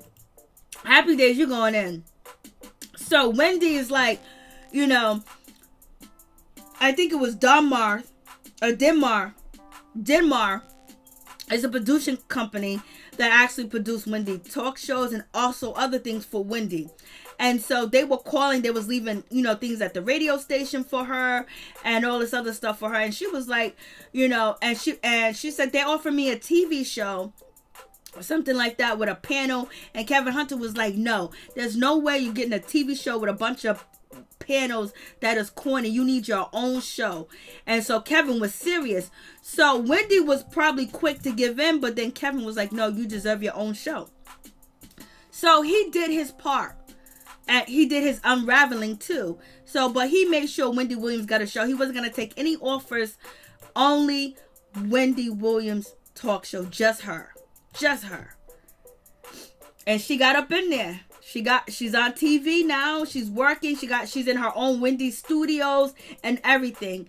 And Kevin was playing hardball. Wendy wanted to get in. Kevin Hunter did not want to give in. But at the same time, now people didn't want to interview with Wendy. They didn't want to sit down with Wendy because they were scared and the things that she said and did in the past. So then Wendy said, you know what? It's going to be about me. It's going to be about my audience. That's how she has the producers. She said my producers, and she said she's going to relate to her audience. It's a whole new different audience. People could relate to me from my miscarriages, from my book, from the cheating, from everything. And she told Kevin Hunter that I'm going to put that you cheated on me in the book. And he was like, okay with it. He was fine with this shit because he was still cheating. So Wendy came up with, it's going to be hot topics. So she came up with hot topics outside of her studio, arguing with Kevin because the celebrities started to diss her and they wanted to blackball her and not come on her show, not show her no support. Because yes, she talked about them. She dogged them out. She told their secrets. She did all this stuff. She did everything. Thank you so much. I appreciate that, the model. What'd you say? I wonder why she didn't include her son. Well, I know she said that her son was off limits, Anderson. She said her son was off limits, so she didn't talk about him. Kevin was there for what he was capable of doing and giving her. Back then, we heard all about Wendy, and we wasn't getting her stationed down south. Wendy wasn't afraid to speak her mind. She had celebs afraid to come to her station. Exactly. Margaret Rodriguez, he didn't tell her. Some people say she looked like a bird. Big up top and no behind. Oh Lord, if you saw the documentary, Ralph, right? She was like, she lives in this beautiful place in New York, and she was like, I go for a swim every morning. I would love to go for a swim every morning. Ain't got no indoor pool. And so she was like, make sure you take the video of the front and not the back. I was like, Wendy was like, y'all ain't seeing her flat ass. She ain't letting y'all. I wonder why Wendy got her boobs done. She got liposuction, but she never got her butt done. Did she not care for her butt, or did she think having a big butt was ghetto?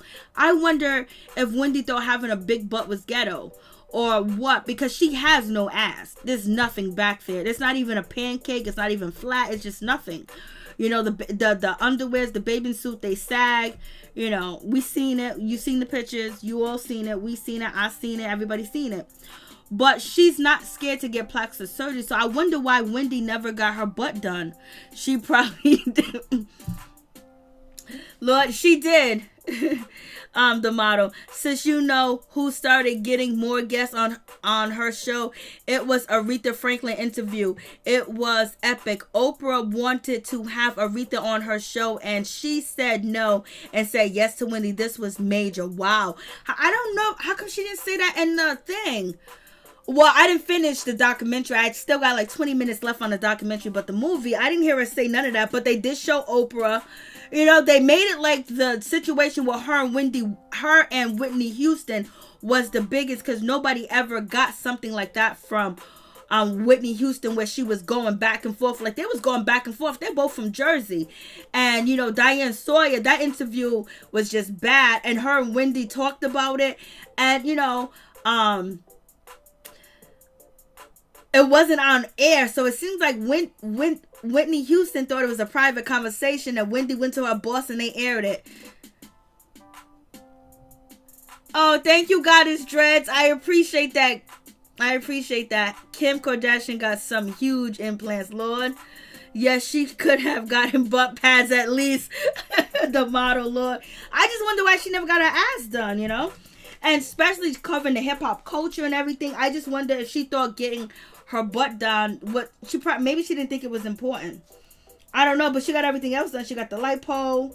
I said lipo. She got the lipo suction and everything. And then, you know, Wendy talks about her grave disease, you know, and, you know, her thyroids and things like that. So, you know, she was weak. And so that had a lot to do with her pregnancy and not carrying her pregnancy well. And that's why she ended up getting a new doctor and everything else like that. But she was, you know, addicted to drugs. But she had stopped using drugs because she wanted to give birth. And she wanted to have a baby. You know, so far, she, you know, in the movie, they're saying that she's not doing drugs anymore, point blank, period. But I don't know how true that is. But in any event, it is what it is. So Wendy came up with the idea of hot topics and how to make her show pop if these celebrities didn't want to be on there. And so, you know, and even when she was on a radio station in Philly, people did not want to come to the radio station because they didn't like her. They even had Eve. Eve was telling the radio station that Wendy needs to leave. You know what I mean? She needs to leave if they want me to interview. And Wendy was like, I got the hottest show. The hottest radio station. So if you're not gonna come here for me, then that's it. Whatever. But, you know, Wendy left that shit alone, and you know, she got a TV show. Lord. And she's happy. She's celebrating. She got her own show. Her father and her mother's there to support her brother and her sister. And then that's when she found out Kevin Hunter was out here in these streets, baby. That's when the Daily Mail and all of us bloggers got all the information on Wendy Williams and Serena Hudson having a house around the corner, because Charlamagne. Where's Charlamagne at? The person that they had play Charlamagne right here. Charlamagne, oh my God. That don't look not even close to Charlamagne. But anyways, she asked Charlamagne the question. Charlamagne, he said this personally, that he went to Wendy. He told Wendy that Kevin Hunter's cheating on her with Serena Hudson. They've been doing it for a long time. He got a condo for her. He got a place for her. He got a spot for her and everything else like that. And Charlamagne felt guilty because Charlamagne was on a radio station with Wendy, you know, in Philly. And then they brought him back to New York and everything else like that. He felt a loyalty to Wendy. But he told Wendy, and this is what the documentary didn't show. Well, so Charlamagne said he told Wendy everything was going on with Kevin Hunter. And then Kevin Hunter ended up turning, you know, Wendy against Charlamagne. You know, Wendy Williams was sitting in Charlamagne's lap and everything. And so Charlamagne was kicked to the curb. And if you watch the documentary, some of the people that was producers and close friends, close work friends, because Wendy really didn't have any friends, to Wendy, was basically, you know, they was afraid to say anything to Wendy about Kevin Hunter because he would change her mind and Wendy would turn on you. So Wendy turned on Charlamagne the God. And so he was fired. He went on. And you guys know that Kevin Hunter did an interview and he talked about, Charlamagne is a P word. He's this, he's that. He went back and told my wife that I was cheating. He was jealous because he wanted Serena Hudson. I'm pretty sure he could have had her. She was nothing. And basically, Charlamagne says Serena Hudson was a failed model, a failed dancer, a failed everything. And basically, you know, she was a nobody really. And he just brought her alone to, you know, to work it out or whatever. And he was like, and he said that Kevin Hunter thought that Sharina Hudson was everything because she starred in some videos and she had a tight body, and he just fell all over head heels for her. And he was a sucker. But then Kevin Hunter says, no, Charlamagne was a sucker because he wanted her. At the end of the day, you know, Kevin Hunter lost out on his wife, and you know, it is what it is. It was too, she was there too much. She was there too much. Wendy had lost control because Wendy was still paying attention to, you know, what was going on, but she trusted Kevin, but she trusted in herself and her career more that she needed to work on. So she found out. She went to the house. She was looking through the windows and everything, and this was right around the corner from her. So she super glued the mailbox together. Remember, you know, Daily Mail and everybody else, including myself and other bloggers, basically had all the mail and name on the mailbox and everything. So Wendy found out. She's private investor, taking pictures and everything. Spray painted Kevin plus Wendy forever. Like, Lord have mercy. So, no, you had this situation. She spray painted Serena Hudson's house. It was over then. But Wendy did not want to leave Kevin because she wanted Kevin Jr. to finish school. He had 2 more years, and then he'll be going off to college. So that's why she stayed with him, because she didn't want him to go through that type of temperament and all this other stuff. But at the same time, Wendy don't give a shit about nobody else's kid or what their parents are going through. Like, she wanted that protection of her son being protected and nothing happening to him, but yet she trashes everybody else, mother and father, talk about their kids and everything else. But she wanted some type of protection, and that shit didn't come. Because if it did come, it didn't come because Kevin Jr. ends up, you know, following in his mother's footsteps and getting addicted to something. And so, and the father's out here running the streets. Wendy's life is in shambles. Kevin Hunter got a whole new life. Wendy was like, oh my God, you got dogs? Wendy was like, they got dogs. She was like, this is all my shit. This is my house. They're living off of my money. Everything is mine. That's mine. That's mine. She was so pissed. She was so effing mad. And the documentary, she was talking hella shit. She was pissed. So that's my shit. That's everything I worked for. That's mine. I never missed a day of work. You know, this was before she had that breakdown. So, on that part, when she said that she wanted to leave Kevin Hunter, but she wanted to save face, I kind of believe her, because that emotion that you seen in a documentary from Wendy, that's some shit that you don't never see from Wendy. Wendy was hurt. Then Wendy started drinking. You know, she started drinking. Then she passed out on TV. She fainted. You know, she said it was because of her illness in the documentary, but everybody said it was because of drugs and the stress. But she was under stress. She was under everything. Her husband got a whole nother family. Her husband is out here doing everything, using her money. But she was like, this mother sucker is buying cars. He can't even afford these cars. These are my cars. I can afford this. He can't afford that. She was... Excuse me, she was talking hella shit. Wendy ain't lying. That is her shit. Facts, Nunu Sky. Happy days. This isn't an authentic documentary, and she's admitting she got hooked on drugs again because of Kevin's affairs. Yeah. But she didn't say that she was, you know, basically went back on drugs. So she passed out on TV. Authorized. This is I'm telling you, happy days. She put whatever it was her documentary. She was in control of it. She was the PE, she was the director, she was everything on the shit that she wanted to put out. And so it was because of Kevin Hunter, but she didn't say that she went back to drugs. She was just drinking a lot. And basically Wendy said, let your husband do what my husband did to me, and you gonna tell me you not gonna drink? And then she said, if you said that you ain't gonna drink, then I'm gonna call you a liar. You never seen her snap. Yeah, she snapped, Mo. She snapped. And so then Wendy is basically, now Kevin Hunter, this is where Charlamagne comes in. Charlamagne came in And Charlamagne was on The Brilliant Idiots, and he said, like, yo, please, Wendy, get some help. Wendy, Kevin Hunter's gonna take everything from you. You know, he's your power of attorney, your power of attorney. Now he has rights over you. He's your guardian. Wendy, you need to snap up out of it. I remember this. I remember covering it and doing a video on it. And this is when Wendy was going through all that trials and tribulation, and Kevin Hunter put her in a facility, a rehab facility or whatever. And so, you know, it was coming to this point where Wendy was just so stressed out. But Charlamagne, he said, Wendy, he's gonna try to kill you, yo. And this is what Charlamagne said. But, you know, I mean, I think he meant to say kill her spirits and things like that. So Charlamagne came out and stood up for Wendy, even though Wendy turned her back on him.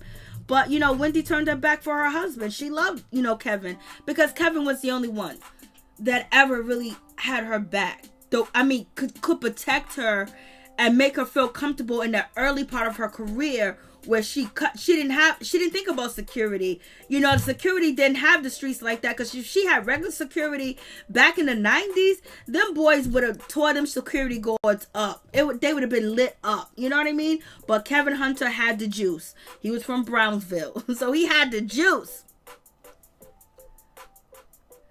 So, you know, so you have that situation. And so now she's in a facility. She got no cell phone. She got nothing. And she ended up getting a cell phone and seeing everything about Kevin Hunter, Serena Hudson being pregnant, you know, about to give birth to the baby and everything else like that. And so now she knew that she had to do something. So she had 2 hired security guards to take her back and forth to work. This is when Wendy was saying that she lived in a sober house, and she goes to work at this time and she goes back to the sober house. Remember when all that was going on? So Wendy said that she jumped out the car with the people and she started to run. And, you know, basically she went on TV. She told her story. Kevin Hunter's no longer part of, you know, the foundation. You know, she relapsed and everything else like that. But she didn't say relapsed on the white stuff. She said the alcohol. And then she had a meeting. She set up a meeting with all her accountants, the producers, and everybody else. And basically, she wanted a divorce from Kevin. She wanted to wipe him out. I don't know how true this is, because a lot of people still think that she's in love with Kevin Hunter. But she met up with everybody that's in charge of her financials, in charge of her publicity, her publicist, you know, accountant, everybody, lawyers. She had a big meeting, and she was basically wanted to get rid of Kevin Hunter's name off of everything. Anything that his name was on attached to, she wanted off. She didn't want him at the studio. She was done with him. And there was also times where Kevin Hunter would come to the studio, which Howard Stern talked about it, when Wendy Williams and Howard Stern was going back and forth. Howard Stern was like, "Oh yeah, Wendy, like, oh yeah, let's pretend about your your vacation." Basically, Howard Stern said that she was in rehab, and then Howard Stern said that everybody over there hates your husband. He threatens people. He picks on people. People are scared of him, and so Howard Stern revealed this. Wendy didn't respond, but in the documentary, Wendy and the other people in the documentary said all this is true, that Kevin Hunter was a bully. He yelled at Wendy. He screamed on Wendy. People wanted to step in, but they said if they would have stepped in, at the end of the day, Wendy would have chose Kevin's side. And they don't know how she put up with him, how she was able to do that. Kevin Hunter used to keep her away from everybody. He used to make sure, like, if any execs, people come in and want to talk to Wendy, he would block it. He would control everything that she was doing, because he didn't want nobody to take his prize away. He didn't want to lose his control. But he was so caught up in the streets with Serena Hudson and doing all the shit that he was doing, he lost sight of Wendy. And that's how Wendy was able to escape. And then Wendy's so busy doing what the shit that she do, she lost sight of Kevin Hunter. So they both lost sight of each other. And that's how everything just really fell apart. But Wendy got the shit back up, and she was like, "I ain't gonna let you tear me down." She said, "It's only me." She said, "Before Kevin Hunter, I had me." She said in the documentary, "I was already somebody. I was already making that money. I was already driving a Pathfinder. I was already on a syndicated show. I was already traveling. I was already making that bank. I was gonna make it to the top with or without Kevin." So she wanted to make sure that she told the world that he didn't build her. She built her fucking self. And don't give him all the credit for what she did, because she did it. She worked every single day. Even if she was getting high, she was working. Lord. And so that's basically the end of the documentary. And Wendy said that she counted on herself. Yes, thank you so much, Sugar Hill. Hey, Hickerson, what's going on? I'm talking all the time. I'm surprised you guys are up. Like, Lord, I wasn't even gonna come live because I was like, everybody's sleeping, but everybody in my house is sleeping, so it just gave me the time excuse me, to talk about this. So I was like, oh my God, it's like 1:30 and you guys are here. I really do appreciate it. Please hit the like button. Please share the video. It'll be greatly appreciated. And I'm glad you guys are here with me. And I appreciate it. I was like, if it's only 2, we gonna do this whole, we gonna rock out. If it's 2, if it's 1, if it's 3, I don't care. The same energy you see now, that's what's gonna get. Parents didn't know each parent had a stroke. I know. I didn't get to the last 15 minutes of the documentary because I didn't want it to be like, 3 o'clock in the morning coming on. So Wendy basically just, Wendy was talking hella shit. Wendy was not playing around in the documentary. She was yelling, she was screaming, and she was like, yo, don't give him credit, because people gave him credit. They said he did this, he did that, and I heard blogs, I heard things that she's like, no, that shit was me. He helped a little bit, but it wasn't like that. She was already gonna be who she was. But she needed that protection. She just needed to feel love. She needed to feel like somebody had her back. Somebody was going to hold her, tuck her in tight, and she can tell her deepest, darkest secret too. Because there's some things that she's never told her parents or anybody because she didn't have people to talk to. And Kevin was that person that didn't judge her because he came from Brownsville. He came from the hood. He didn't judge nobody. He took you as you are. And especially if he can make a lick up off you. And this is Wendy. Channel 5, I don't even watch her show, Lord. It's 3, I know. And so they talked about Wendy. Wendy was talking about she was always big, she's always overweight, and she was made fun of. Her brother tried to help her out, but she was teased and picked on. And it's a sad thing too as well. It was sad. And then she came home to the situation. So you got her brother, he's in the documentary, Tommy. And he's basically talking about, he used to protect her and, he would fight for her. And she was like, Wendy would never fight back. She would never speak up. And he would sneak food to her. And he knew how she was being treated by being teased at home, being teased in public. So he said he had his sister back. He said his sister always wanted to be a reporter. She always wanted that. And he used to play with her that, she used to have a microphone and, he would ask her questions. But he said something crazy. Wendy asked him, how would you feel if one of our parents died? And that's crazy, he brought it up in a documentary and Miss Shirley's gone. And he said, I'm not playing with you, Wendy. I'm not answering that question. So Wendy always said in the documentary that she always had a plan. She always had a plan. Like every time something went wrong, Wendy was always ready for the unthinkable. She was ready for anything to change at any time. Wendy always thought ahead of the game.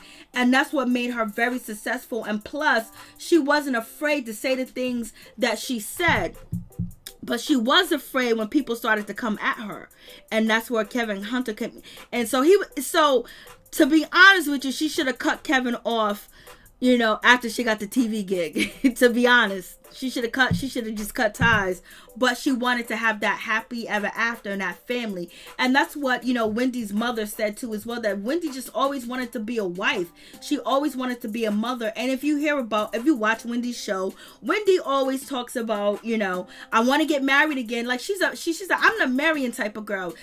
Some people do have that, that logic to just want to be married. That's what they know. That's what's good for them. R.I.P. to Miss Shirley and everything else like that. I think even in the documentary, the father commented on Wendy being overweight. Lord,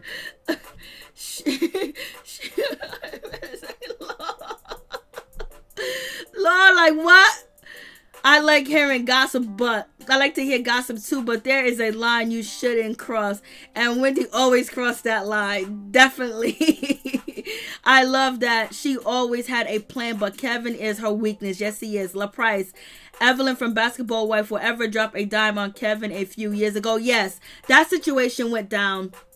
Wendy apologized because Kevin was out there cheating in Miami. And then in the movie, Kevin was out in Miami with another chick, you know? So that's why Wendy said recently that she wants to apologize to Evelyn Lozada, because Evelyn was like, your man was up in here buying these shoes because Wendy was trying to crack on her. Then Evelyn clapped back, and Evelyn only clapped back because she had dirt. If she had no dirt, she would have never clapped back, because everybody talks about Evelyn. She never claps back. When Wendy talks about food, she always looks hungry. Lord, Rose, where you get that from? Oh, jeez, Evelyn, they go Happy Days. I know. You know who Evelyn is. You know Evelyn Lozada. And so Wendy was yelling and screaming in this damn documentary. I never seen her like. Wendy was pissed. She was pissed. She's like, my son is off limits, and you know. And she talked about her family, like, we're well educated, you know, we talk well, we act well, we this, we that, but I'm gonna shake it all up. That's not the truth. That's not us. Like, we have our trials and tribulations. We go, yeah, Wendy, you was on drugs almost your whole goddamn life. Now, where did they do that at? How did that happen? Like, shit. Because of the insecurity, the anxiety, and trying to lose weight. It was like, shit. Once she left home, Wendy didn't look back. Wendy ain't no joke. Wendy's like my mama. My mama left home, ain't never went back. You know, never went back to stay or anything like that, but just left and traveled the world. And Wendy was talking her shit about Kevin Hunter. And she was like, yeah, he was good, this and that, but don't get it twisted. Yes, I was doing this and I was doing that. I was on that stuff or whatever, but I worked hard. I worked for everything I got. He ain't got nothing to do with what I did. That was me working. That was my personality. That was my talent. And that's true. If she was smart enough, she would have just hired the popos or something like that. But, you know, Kevin, they did have a good relationship in the beginning, especially when she was trying to get pregnant and everything. Like, he was there, like, you know, but throughout the miscarriages, throughout all that situation, Wendy might have turned inner to herself. And then that gave Kevin Hunter the free will, because Wendy was always up on the shit. She was like, yeah, I took my eye off of him. And this is what happened. This motherfucker, she was like, I didn't know he had the house. I didn't know he had a house because he used it under the business name corporation. So it wasn't his name. It wasn't none of that. So she didn't know until she hired, a private investigator. She said, I didn't know. Everybody thought that I knew. You think I would want him to be living off of my money with another woman? They got Gucci, Prada, and all that. She was like, they got all these. She was naming all types of made up names of, you know, designers that she seen in the house. That was my shit. That was my money. Them are my cars. I was like, Lord. And then Wendy was on her machine for her lymphedema, whatever that is. I can't, you know. So she has this machine that helps her and things like that. So it almost seems like Kevin Hunter traded Wendy Williams. It seemed like, you know, when she was young, vibrant, and everything going on, she was in the streets, she was at the parties with him. He loved that. He didn't want to grow up either. He still wanted to live that street life, and Serena Hudson was an extension to that street life because she was over there with him. She was at the clubhouse and everything. Wendy got older. Wendy got really much into her career, and he ended up getting a young woman. So it's like he traded his Buick in for, you know, I don't know. I'm not gonna use cars, but it was a good cliche I was about to say, but it doesn't fit in this situation. So basically, Kevin Hunter traded Wendy Williams in for somebody younger, and then had a baby with her with no problem. But Wendy did ask Kevin, was his baby healthy, when she found out when she was in the rehab facility. But I'm very proud of Wendy that she was about to lose everything because Kevin was her guard. He was guardian of her finance. He was, you know, he was a manager. You know, he was a power attorney. Like, he has the right to make things for her. You know, basically call decisions and make decisions for her too as well. And then she found, when she got that cell phone and she was reading the tabloid, she started seeing this shit. She was like, I gotta get out of here. I gotta get out of this. She's like, I'm gonna lose everything. She was like, I'm gonna lose my damn show. I'm gonna lose everything that I built behind this shit. So boom, she done got out of there. She jumped out the cab and she was running. She went to save herself because it could have all fell. And one of the members of Total, was on the documentary, basically said, like, we wanted to fight Wendy, but Kevin came, so we backed back. And Puff Daddy was coming after her too as well, because he wasn't paying this artist. You know, she talked about a lot of gay rappers and R&B singers. So it was a whole lot going on. Wendy got her body done. Wendy was all right.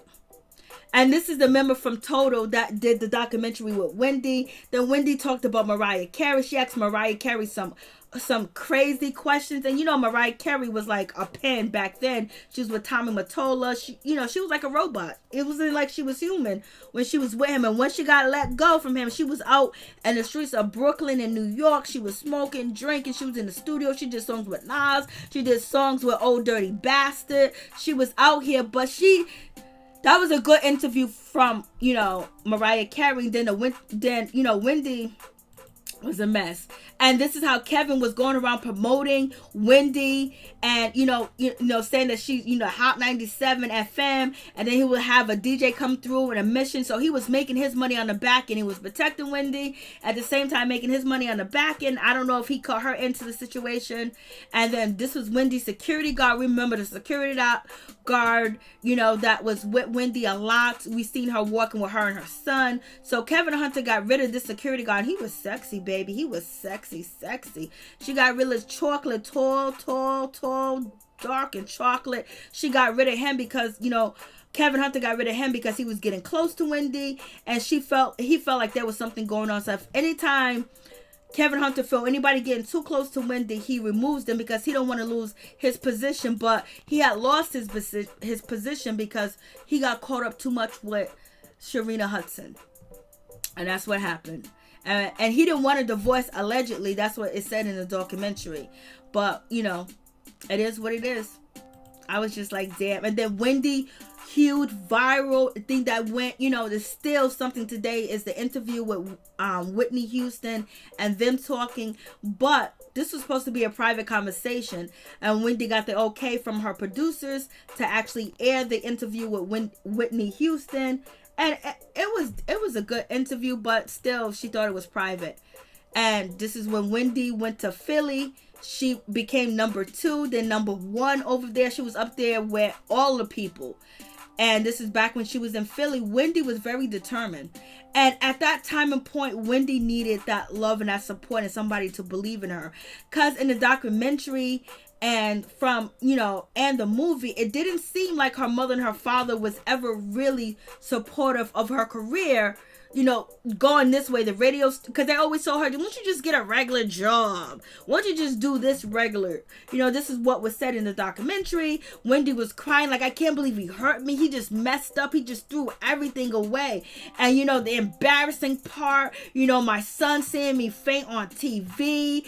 And she was just like, now I'm the hot topic and everything. She was like, just so embarrassing. Like, he did me in and I did right by him. She was yelling. She was screaming. She was just pissed. Like, she actually showed what we knew that she was going through, but she just didn't say anything because she's still, even though these guys don't want to say, some of these guys don't want to say that, she's still a lady. Wendy is the worst than TMZ Law. Okay, shelter happiness. Wendy literally still supports him, yo. So, you have this situation, and then they talked about the thing with Omarosa, that big thing, when Omarosa tried to come in and Wendy had to kick in and get back to who Wendy was from the radio. It was just a whole lot going on with the situation. And so Wendy is very heartbroken and hurt by what Kevin did to her. And having a daughter too, I think that really hit her too, because that brings her back to her miscarriages when she actually, delivered a stillborn that was a girl. And I don't think Kevin understood how much that hit her. That hit her hard. So she's been through a lot. And tell me, I ain't never known nobody that can function off of drugs the way that Wendy did. Wendy functioned like what? Her face is frozen. I want to know why Wendy ain't never got her butt done. But Wendy did a lot. She did a lot, y'all. So basically, that is it. I appreciate you guys coming through. If any of the phone numbers up, if you guys want to call in. You know, Ralph, thank you so much for coming through. Please check out Ralph's YouTube channel. Mo, thank you so much for coming through. Hickerson, thank you so much for coming through. Sugar Hill, thank you. Nunu Sky, thank you for coming through. Norris Tony, please check out Norris Tony YouTube channel. Rashida Libra, thank you so much for coming through, sister. Bye. Happy days. It's always a pleasure. Thank you so much. Try to get my moderators out the way to say what's up, because I appreciate them, because I don't know what type of sleeping schedule we all on, but I appreciate y'all coming through and the support. I really do. Major, what's going on? Major be handling business. What's up, Major? Who else? I just want to make sure. And if I don't say your name, it's nothing personal. I might can't see it. I got a lot of screens up. I would never want to disrespect or hurt anybody's feelings. That's not how I get down. That's not the person I am. If I see your name, I want to say it, because you're my people. You rock with me. So why would I not want to say what's up to my peoples? You know what I mean? Why would I want to make somebody feel awkward? That's not me. So I'm trying to see if I can see everybody's name. My screen is kind of far from me. I have maybe 16 to 17 different tabs open, different screens. Kimmy Love, what's going on? Nunu Sky. Okay, did I get everybody? If I missed you, I'm sorry. I'm so sorry. I was watching some show last night that was so good. What the hell was it? Oh, let me stop. It wasn't even a show. I was talking about growing up hip hop. I just can't think about. The Brat is so different with her new girlfriend Jessica. I never seen the Brat so happy. I just never seen the Brat so different. You know. Hey, Linnell, what's going on? Okay, we got a phone call. Hey, what's up? What's going on? To send a voicemail, press. Oh shit. To send a voicemail, press. Okay. Hey, what's up? What's going on? Please tell me your name and where you're calling from. Norris Tony from Flint. Hey, what's up? What's going on? Hey, I enjoyed the movie. It was good. It was very good. You know, I think that was the best biopic that I've seen on Lifetime. Facts. You know, she had all the control. Like, she made sure that if they gonna do her biopic on Lifetime, that it was gonna be good. And I'm glad that she took control. And the actress that played her, to me, she looked like her. She looked a lot like her too. It's like that actress was perfect to play her. You know, anybody who don't know that actress, she played on Tyler Perry's The Oval. Yep. That's I just didn't get their names. I just started watching it and I didn't see their names. I kept going. But thank you for that. I think her name is Sierra Payton or something like that. Something like that her name is. But she on that show. And the man who played Kevin Hunter, he if you watch P-Valley, he on P-Valley. I don't watch that. Yeah, but he was on Empire too, I think. That's right. He was on Empire. He was on Empire. I can't think of his name. Yes, he was on Empire. Now I remember he was on Empire. Was he a cop on Empire? But anyways, so what do you think overall? And he was Lucius' brother. Yes, that's right. Lucius' brother. You're right. Thank you so much, Tony. So what's going on? So what you think? What do you think about the Kevin Hunter situation? Yeah, I think that movie was good, but I was gonna say the actor who played him looked better than Kevin. Ooh, you taking shots? He's taking shots. Yeah, he did look better than him, but Kevin Hunter, he dropped the ball when he messed up what he had for real. He had the power, he had the control as far as protecting her and getting her that show, or helping her. Matter of fact, helping her get that show and managing her career. He had the power in his hands, and he could get her way, like to do what he wanted her to, or do what he wanted to do as far as take him back and all that stuff. And he would sit up there and get involved, like downgrade and get involved with this young thing, this girl who was nothing compared to Whitney. I mean, she was somebody, but she ain't got nothing on Wendy Williams. I mean, this girl, please, She can't give you the life that Wendy did. You know, like, he screwed up. He dropped the ball on that. Like, you gonna downgrade. You went from a queen to a street wannabe princess. Like, this girl, I think he made a big mistake by, you know, getting involved with her and had a baby. Yep. With that girl. Wendy, what did Wendy say?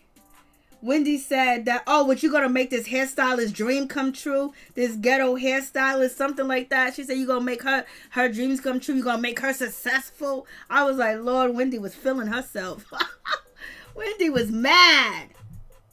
Yeah, I would be too. Like, how you gonna sit there and do that to our family? All the work that I'm doing, yeah, you managing my career, or you my manager, but still, I'm doing the work. I'm the talent. If it wasn't for me, people wouldn't know who you are. And that's exactly what she said in the documentaries. She said that in the movie, they're only nice to you because of Wendy, because of you, my husband. The reason why they talk to you, the reason why you around, they let you in is because you my husband. That's why. I was like, Lord.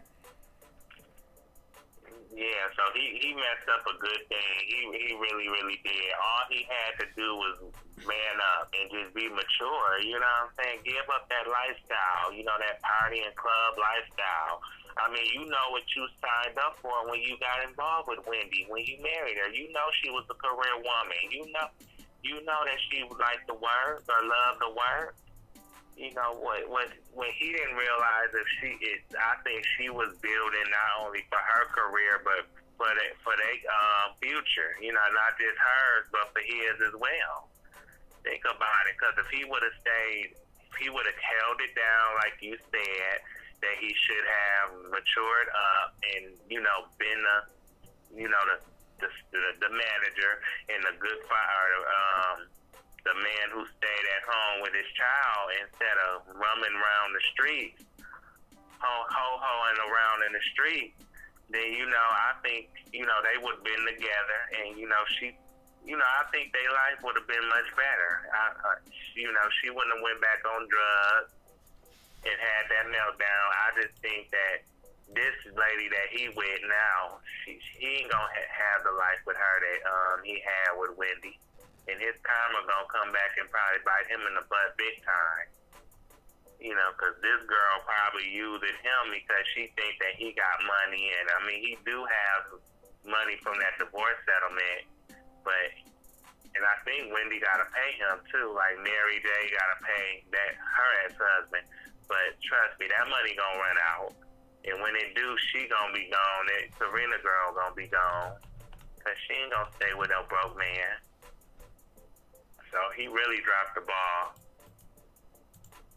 when he got involved with her. I think he should have just, like you said, held it down and stay with Wendy. You know, be the man that she deserved and that she needed and loved. Yeah, at the same time, she had to do the same thing too, because she forgot about him. They forgot about each other. When they first started off, it was just them two against the world, supporting each other, him having her back, him showing up at the time that he needed to be there. And, you know, Wendy was hanging out with him, throwing parties with him. They was doing things together. And then it just, you know, they lost sight of each other. And that's how it's quick for them to get in. Thank you, the model, for the super chat. I really do appreciate it. Messed up. Hold on, Tony, for a second. Hold on for a second. I'm going to get back to you. Hold on. From Love Price. All right. Please tell me your name and your location and turn the TV down in the background, please. Oh, I'm sorry. That's all right. I can hear it in the background. Okay. Hey, what's up, LaPrice? How you doing? Hey. Hey. Yo, I miss New York so much. I'm in Seattle, Washington. Oh, But wow. I moved here from Seattle. But look, so, I got a love-hate relationship with Wendy. Like, I love her some days, and then I just can't stand her some other days. But she brings the truth. I feel bad for her. I mean, the movie was really good. It was interesting. to know like everything that she was dealing with. You know what I mean? Because when you look at Wendy, you think, oh my God, she is just, it can't be nothing going on with her. You know what I mean? Exactly. Like, she's just, yeah, but to see her so like, she's like regular folks. You know what I mean? Like everything that, and I swear, her and Whitney Houston, I done said this in the chat, they could have been really great with each other. Facts. A support system. You know what I mean? Because like their whole situation seems similar. You know? So, I don't know. It's sad. I'm glad she's still here. But, you know, it is what it is. Thank you for the show, though. I love your show. Oh, thank you. I enjoy listening. Thank you so much, LaPrice. But you're absolutely right about that situation. They both did drugs. They both only had one child. They both tried to bring their men in and be a part of everything, and it didn't happen. And they're both from New Jersey, right? Yeah. They should have been friends, but Wendy ended up recording that conversation and putting it out on, you know, Whitney Houston like that. But at that, when Whitney Houston and Wendy Williams talked, you know, they at the end of the conversation, they both said they love each other. They could have really been something big together. Right.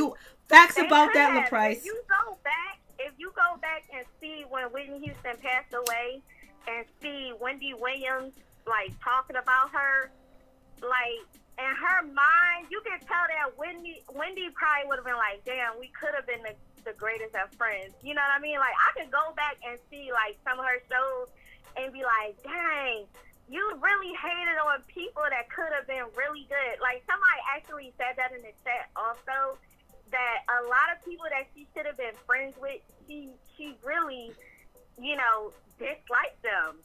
But sometimes when you dislike people, it's because you see a little bit of them. You see a little bit of you in them. You know what I mean? Yep. So, Yep. I don't know. It's like, it was good to see. I wish they do one for Mary J. Blige and Lauryn Hill. I did say that in the chat. I'm not a fan of Charlamagne. Just want to say that. But y'all have a good night. All right. Thank you, LaPrice. I appreciate it. Much. Thank you. All right. Bye. Bye-bye.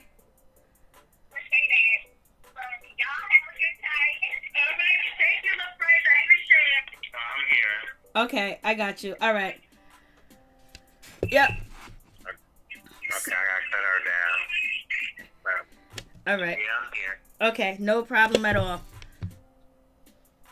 Yeah, I was gonna say, Wendy Williams, I think she is a strong person, though, deep down inside, because she did go through a lot in her childhood, and I'm glad that, you know, she showed that, because a lot of people going through what she went through could have given up, you know.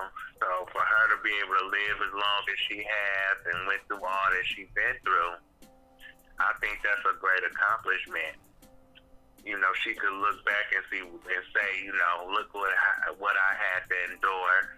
Look at how, you know, that I overcame it, and I think she overcome that stuff with work and unfortunately drug use. Yep. But with work.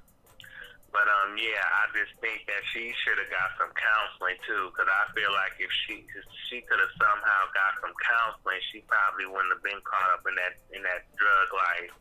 And you know, her and Kevin, when they started drifting away from each other, if they would have realized that things wasn't going right, I felt like I wish they could have talked to each other and communicated. Not only that, but mainly therapy. I think marriage counseling maybe could have helped them too. You know what? That's an excellent point, because I thought about it, but it doesn't seem like Kevin Hunter is the type of person that would go to counseling. But, like, why didn't they never go to counseling after having all the miscarriages? Wendy, just like in the documentary, Wendy does say, you know, somebody does say this about Wendy, that she's like her own psychiatrist, because what she does is put things in a little box in her head and things that she can deal with, and then she keeps moving and she keeps going. I think her and Kevin should have went to counseling throughout the first miscarriage. They should have did that. Yeah, absolutely. And that's the main thing that they missed, that they skipped over, was counseling. And then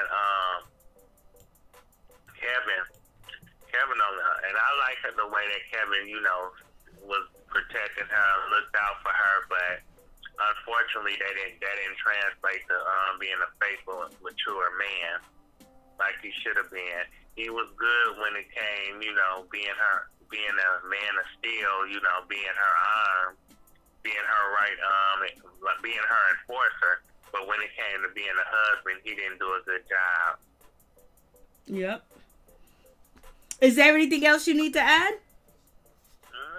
Not really. I think I said everything. Yeah, I know everything was really cut and dry. For real. It was good. It was a good documentary and it was a good movie. I think they did. But there were some things left out. But it was good. But you bring up a great point with the counseling. They never went to counseling, Norris. Never. No, and I think that's what made their relationship suffer.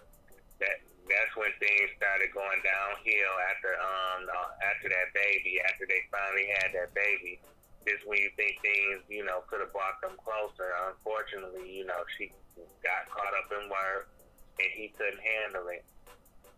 True. All right, Tony, thank you so much. I appreciate you. God bless. And please go check out Norris Tony YouTube channel. He'll be typing in the chat. You guys go support him and show him some love. Check out Ralph YouTube channel. I don't know who else has a channel. But thank you so much, Norris Tony. You too. You have a good night and hopefully talk to you about Atlanta tomorrow. Amen. I got to do Atlanta. And I didn't even do Bell. Yeah, I didn't do that. Yeah, yesterday so much shit went on yesterday. I don't know if anybody wants to, do the salt and pepper. The salt and pepper documentary was 3 hours. Now, if you guys can put a 1 in the chat if you want to talk about the salt and pepper documentary. I already watched it, but I didn't know if, anybody was going to be interested in it. So you guys let me know. Thank you, Tony. We will be talking tomorrow with Real Housewives of Atlanta, and we're probably going to do Bell Collective, early. Maybe 2 o'clock or 3 o'clock. I'll do the review on that.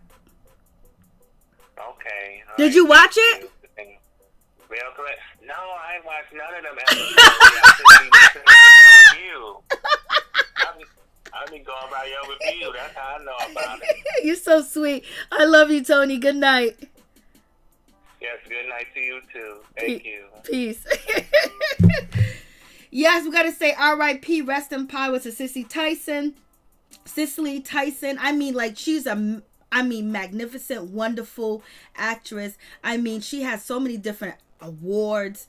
So much grace, so much poise, so much, when you want to say a definition of a decent, well-rounded woman with a good heart and just smart. And then she dealt with all types of things coming up in the industry, from being on stage, from doing performing art, to doing TV, to doing movies, and just with grace that she acted. It was just so easy. It looked like it came natural, but we know she worked hard.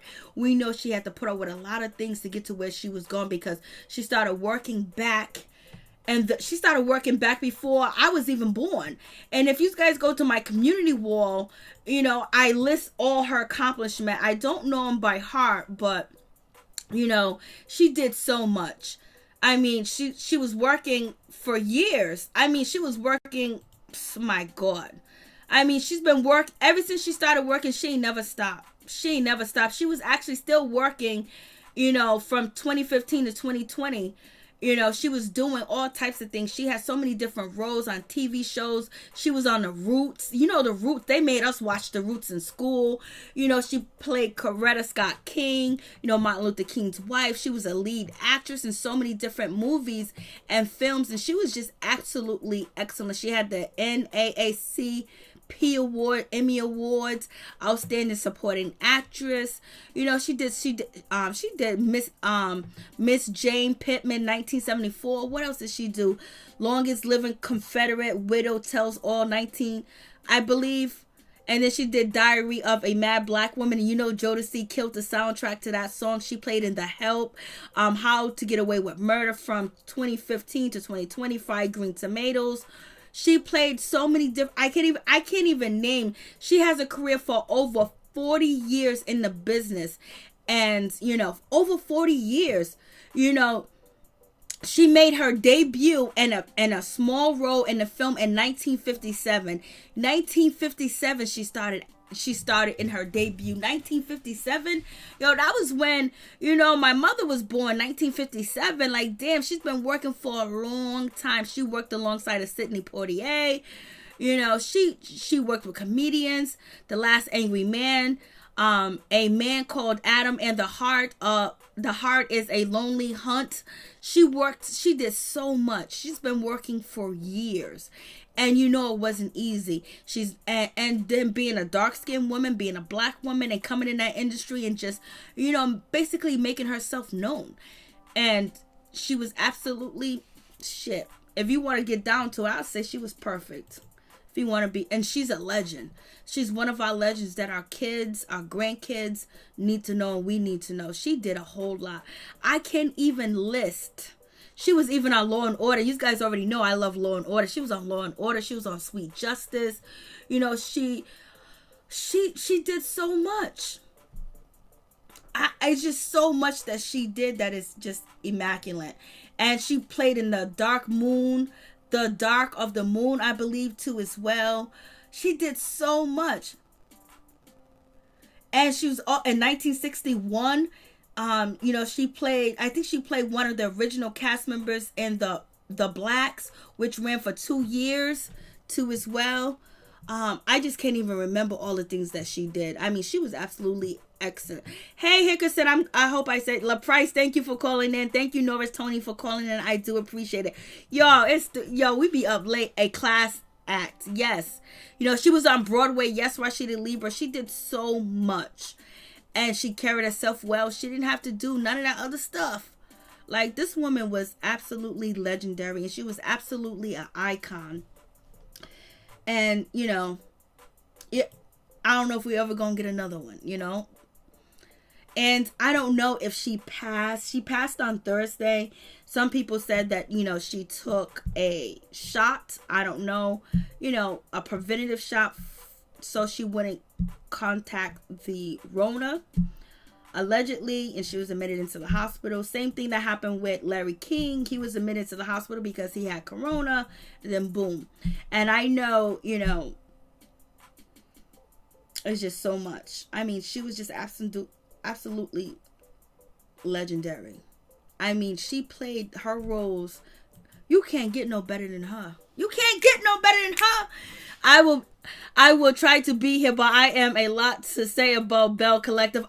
Bell Collective, yes, I hope you are here to say something because I need my Mississippi people to speak up. I need my Mississippi people in the building. Yeah, so I'm going to try to do it tomorrow.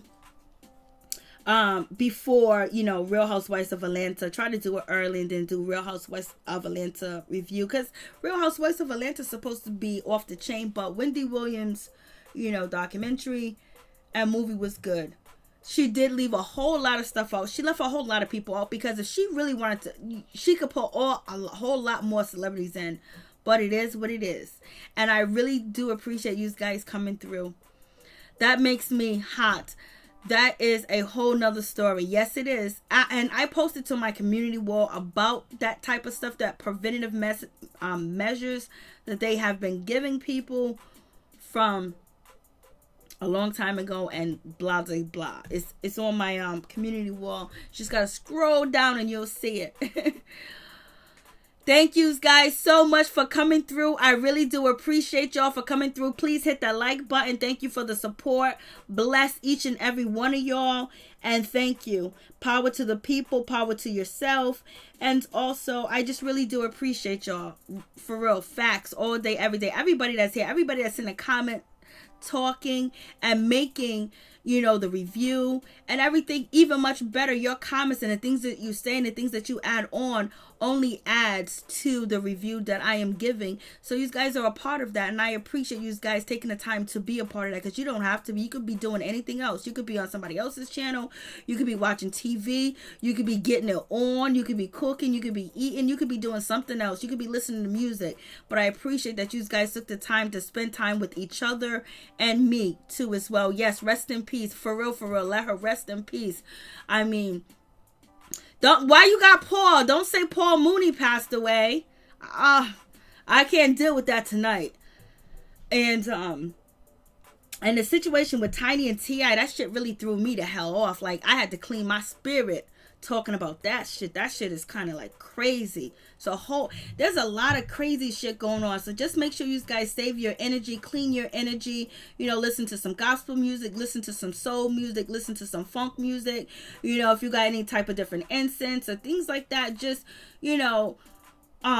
clear your aura, clear your environment, because there's just so much negativity going on. There's a lot of things that we do have to deal with, because we do have a new president, a new vice president too as well, and there's a lot of rules and things that they are going to be implementing. And as you guys see, we see our people still being mistreated. The young black girl that's a college student that was attacked. There's a lot going on that we need to pay close attention to as well, because we have to protect each other, because it's really us against a lot of different things, and we have to have each other's back and support each other no matter what state we in, no matter where we live. And it's like really important for black people, foundational black people, melanin people, to really form like a union to support each other and help each other, because we all we got.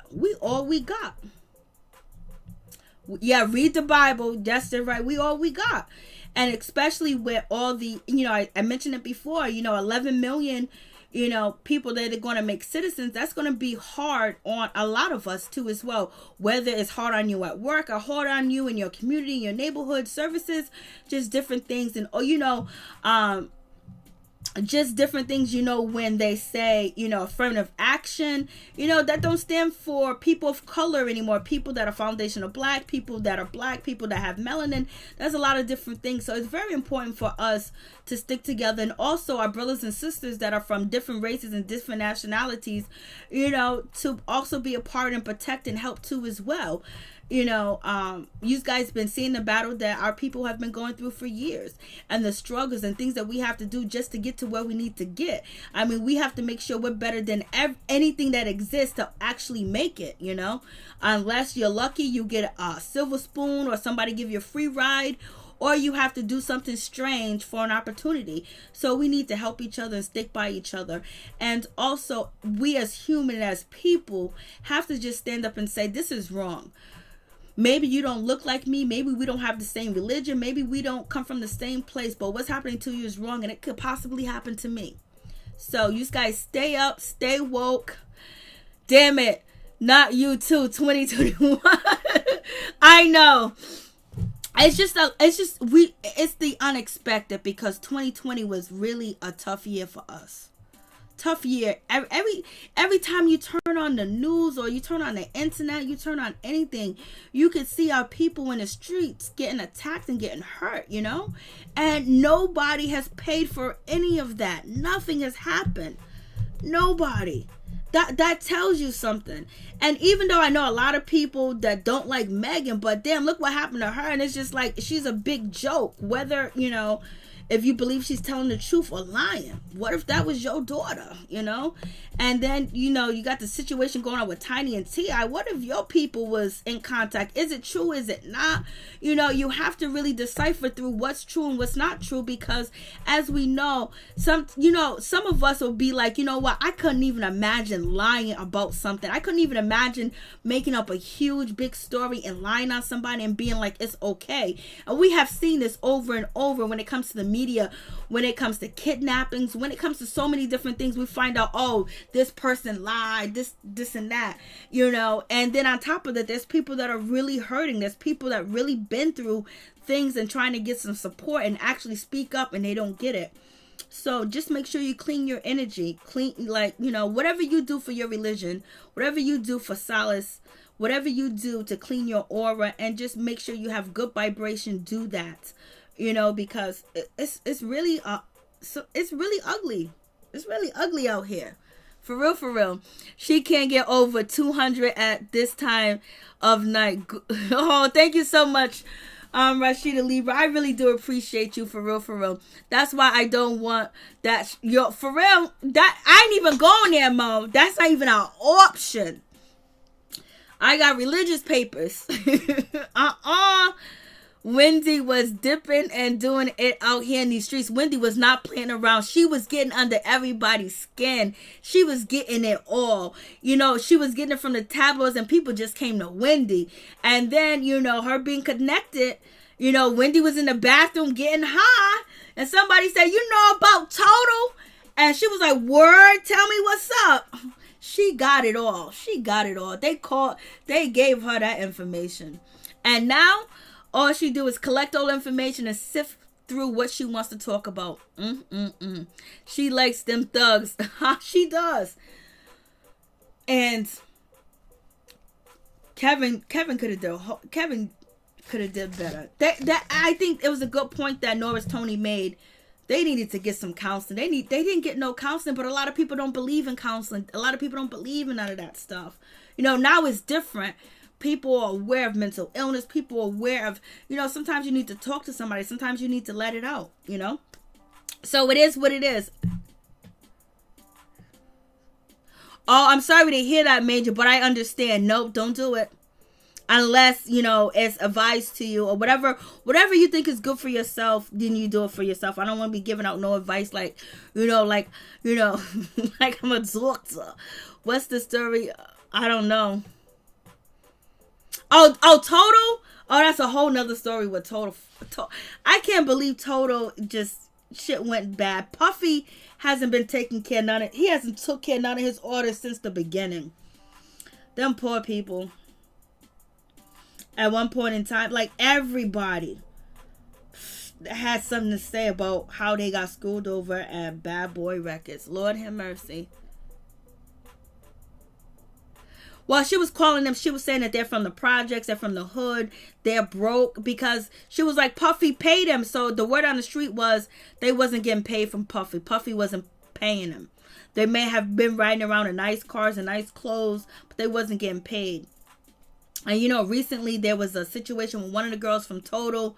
You know, basically she accused her husband, her former husband, of, you know, doing something to her. Then she retracted the statement. It was a whole lot of mess going on with Total. But Total was the group, though. Total was the group. Total pulled up on Wendy. I know. But Kevin Hunter came and saved the day. They was about to get up in that. You know. But Wendy got a real security team now. Imagine she had a security team back then. She probably wouldn't need Kevin. But she wasn't thinking about that then, because she was still a part of the streets. And then she slowly let that lifestyle go and just focus on how big she can get. And she got huge. I feel you. You know, she got more stuff. When shit get low, Wendy gonna start talking. When things look like they're simmering down, and you know, Wendy got so much that she hasn't said, that she has said, and that she hasn't said. But this was good for her. But she realized that her job and everything was in jeopardy, and Kevin was gonna take over everything, or she was gonna lose everything, because he didn't know what to do. He would just come up to the studio and then she said she caught him with the Rolex watch, and he slammed and broke the table. I mean, like, yo, he did some wild shit. He wasn't mature. But you got to understand, Wendy was 29, Kevin Hunter was 23. So Kevin Hunter was growing as a man. So the woman, Sabrina Hudson, was, you know, he wanted a woman in their youth. Even though he had women in his youth, he didn't have a relationship like that with, you know, a woman that was around his youth. You know, but you know, he's still older than Serena Hudson, but Wendy was older than Kevin Hunter, you know? So he still had a lot of catching up to do, even though he grew up in Brownsville. He still had some catching up to do.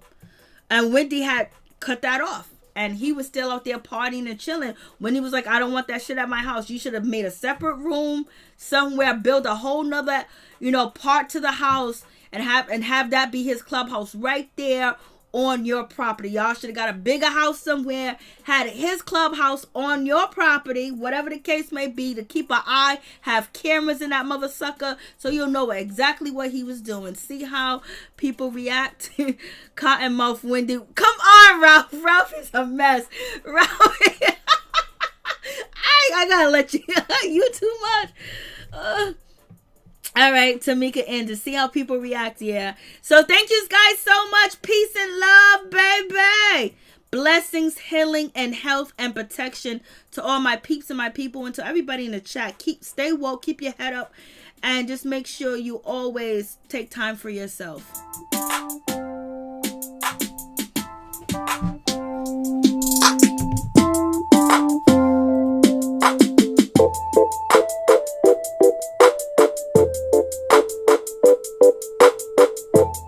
Look like she's sucking on lemon drops. Lord.